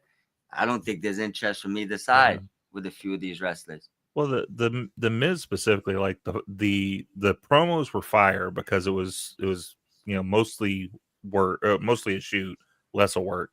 But like his matches with Daniel Bryan were some of the worst matches he had. And that's because Daniel Bryan can work circles around him, and so he does those like half-ass it kicks, and he tries to do the B+, and it doesn't look as smooth because he's not Daniel Bryan. And so the same thing, I think he realizes the same thing would happen over there. If I try to go over there and keep up with those people and fight their style. Ran over. So yeah, definitely we all agree. We don't think it'll ever happen, but let us know in the comments. I know a lot of you have already said some of your comments. Make sure you go check out John Anthony from Chairshot Sports. Sure. I think this was put up yesterday, maybe, so you may still have time to go vote. Oh, he put it for 4 days, so you should definitely have time. Make sure you go follow him at Chairshot Sports and give him a vote of what you think on here. Let's blow that post up for him. Moving on to our final group segment, it is the Matchmaker. Sped, this is your baby, and take it away. All right, so oh crap baskets. Yes, sir. Appreciate you there, Randy. Hold on, I've had it written down. My phone freaking died on me on all the I names. mean, you can't look at these and tell My- us these names. No, got I you. can't remember who the third guy is right now. It's been Zack 3 Sabre hours Jr. on here. Yeah, that's Zack Sabre Jr. Jr. Yeah. Thank you. I was thinking Junior the whole time. Like, come on, man. All right, so I had big 4 names going on here: TNA, and New Japan, AEW, and WWE, of course. So we got Rollins, Ospreay, Sabre Jr., and Nick Nemeth. We got big 4-way. I put Nemeth in here. We all know why. He's taking the pen. All right. We got Ospreay, Sabre, and Rollins, who really are going to just kill it as a real triple threat match right here. Again, Nick Nemeth taking the pen here. All right. What do you guys think? Personally, I'm going with Rollins because he's smarter out of the two. He's got more longevity and he knows how to play that possum game. You know, like sit back, wait, and relax. I think Sabre and Ospreay will kill each other near the end, and Nemeth will come in and be like super kick, zigzag, and then he's gonna get eaten up with by Ospreay all day. Yeah. All right. So since you didn't really explain what's going on, I'll explain. Mike Norton, since you've never experienced one of these, what this is we give you 4 people and you book a fatal 4-way match between the 4 people. So he kind of gave an example of how he would do it. I got the gist of it. Okay. My Just bad. making sure. I tried to explain it to new people, but I forgot to explain it before I turned it over to Sped. I got you. And he let his hatred of Nick Nemeth apparently steer the ship there. He had me. I was listening to the story. Oh man. Actually, I had a whole thing for this too. I wrote it out where it would showcase the big 3, and then somehow Nemeth comes in. He's like, "I'm gonna super kick. Here's a zigzag, curb stomp, 1, 2, 3." All right, that's how it goes. And see, look, I have no disrespect for Nick Nemeth. I think he's been really doing this good. for 20-something years. He's an incredible wrestler. Zack cheerleader. Sabre Jr., one of the best technical wrestlers on the planet. But when you look at these 4, it's hard not to think that it comes down to Seth Rollins and Will Ospreay. So those 2 end up showing up and showing out to each other. Maybe Zack Sabre Jr. and Nick Nemeth take each other out or one way or the other. But you end up with a one-on-one showdown between Will Ospreay and Seth freaking Rollins. And I'm going to go the opposite way of you, man. I mean, if you'd have asked me 2 years ago, I probably would have said Seth Rollins. But the more I've learned, the more I've watched, the more I've seen Will Ospreay, I don't think there's any chance that Will Ospreay loses this match. I think he's the best wrestler in the world. He's one of my favorite wrestlers in the world, not only in just AEW. So I got to go Will Ospreay. Michael from King of That too. We will go with you. How do you have this match? First of all, put some respect on Nemeth's name. Good Lord. No, time out. I love the guy. No timeout. No timeout. You made that dude seem like he was a scrub local talent. You have said your piece. You let everybody else talk, sir. Second best cash in ever. Jesus. Anyway, I always look at these and I go like, what's the story, right? To me, the top 2 guys you just mentioned hate each other. Yeah. Because one is talking trash about the schedule and the other one's like, well, you can't hang anyway. So to me, they take each other out. And so then we end up with Zack Sabre Jr. versus Nemeth. It's kind of being the main attraction for the ending. And I think Zack takes it. Zack ties him up and makes him tap. All right. And Mike Norton, what you got? I'm just gonna shoot on the fly here. I'm gonna say Ospreay takes himself out trying to do a high risk maneuver and ends up through the announce table. So that's how he's out. I'm gonna say that Nemeth tries to sneak back in the ring and gets grabbed by Sabre, and just as he's going to sleep, Sabre gets curb stomped and Nemeth gets pinned. There you go. That's how I think it would be booked. I always try to have one where it's gonna be an obvious pen, and that was. Yeah, I'm gonna need you to stop. I liked them better when they were 4 really good. And you actually had to think about who's gonna take the pin, not you just putting somebody in there. All right, fair enough. I'll stop doing that. I was gonna put Moose in this bitch too. Oh, You know? who's taking the pin? Oh, that's what I'm saying. You know, if I put Moose in, you'd be like, all right, who's taking the pin now? He had the pin Yeah. stable when he got curb stomped. Oh man. Here's the thing. I'll sit on my soapbox for a second since you got your little soapbox moment, Mike. The only reason we're thinking that about Nemeth is because WWE never pulled the trigger.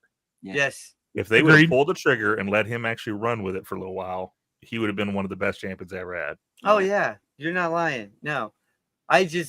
Me and my Esteban, me and him, we laugh a lot about him being part of the Spirit Squad back in the day. Yeah, being one of those guys. Yeah, like that. And look what he did with his career after that. He went from being a male cheerleader to the last man standing out of the male cheerleader. So, and it was supposed to be Kenny Dystra. Multiple promotions. Oh yeah. Honestly, I think if Sean would have hung it up earlier, I think we probably would have gotten more out of Dolph. Yep. But having Possibly. someone that was so close to being like Shawn Michaels and Shawn Michaels, you're going to pick Shawn Michaels. That's Yeah. Exactly. He got Just reading this. Go ahead, Mike. I was gonna say LA Knight stuck in that Nemeth mode right now. That's that like gray area you just get stuck in over there. Yeah. Yeah, that definitely. He did have a great passion. This is really cool. Enjoyed seeing Stephanie Vacour for the first time. Make sure you tune in Saturday. She's actually got 2 matches that we've talked about earlier. First on WWE's YouTube page, and I think it's on Netflix internationally for the AAA Worlds Collide. And then you can check her out on Money in the Bank. So she actually is on 2 different matches on Saturday. So that's awesome. Again, if you and Riley ever have any questions, want to give any advice on different wrestlers to watch, hit me up. Always around. So that is awesome to see making new wrestling fans at a very young age. His daughter's very young. So that's really awesome. And that will do it for the main part of our show. I will let these guys kind of give their sign-offs and where they're find them, and then we will go with my final word, starting off with Mike Norton from the Mod Squad. Tell everybody where they can find you each and every week. All right. Well, you can find me at Mob Squad 508. I'm mainly just on Twitter. I'm on all social platforms, but if you're writing me, just know I'm probably not going to see it for a month or 2. So mainly on Twitter. Also follow the Elite Mob Podcast on YouTube. Same thing at Mob Squad 508. I do appreciate all of you for having me on.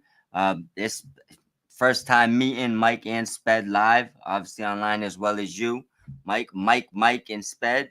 I had a great time with you guys tonight. Feel free to reach out anytime. If you guys ever want to jump on the platform over there, Minds, you're welcome anytime. And anytime you need me, feel free to reach out. Yes, sir. Well, definitely. If you win the briefcase, you definitely got to come back on because you get to cash that in for any title. We have an NXT title, we have an AEW title, and we have a WWE title. So if you win it, you can cash that in on any title you want to go for. So good luck with that. I know you're not going to win it because I am, but good luck either way. Going off to Michael from the King Attitude Podcast. Let everybody know where they can find you, man. Mike, and Sped. That's the worst legal team that I've ever heard of. If you like what you've seen here, it gets even better because my ugly mug's not the only one that's on our show. We have Tori, who was in the chat earlier, helping us out. But we are over on TikTok, Instagram. We're on Blue Sky. We're on Twitter, X if you're nasty, YouTube, Twitch. We're on all of them. We're at Kicking Out at 2 on all of those except for X. We're at Kicking Out at 2 PC. And with everything else, if you pass by one of those old TVs that has like the rabbit ears antennas, if you get it just right, you may just see Mike and Tori pop up there. Who knows? Sped, what you got, brother? Let them know about the Twitch channel where you can find everybody.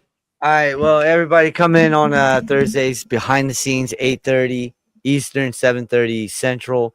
We do it every week on Twitch, SP3D ROCK.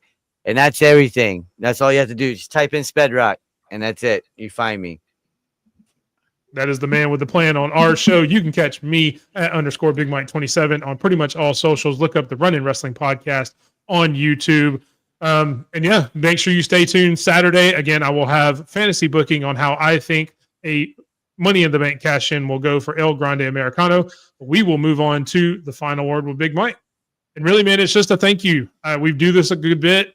I just want to say thank you, 1, to Mike and Mike for coming on the show, giving great picks, great insights. It's always good to have other podcasters and other friends, other family, as one would say. I know you guys have been on a lot of the Chair Shot Sports platform.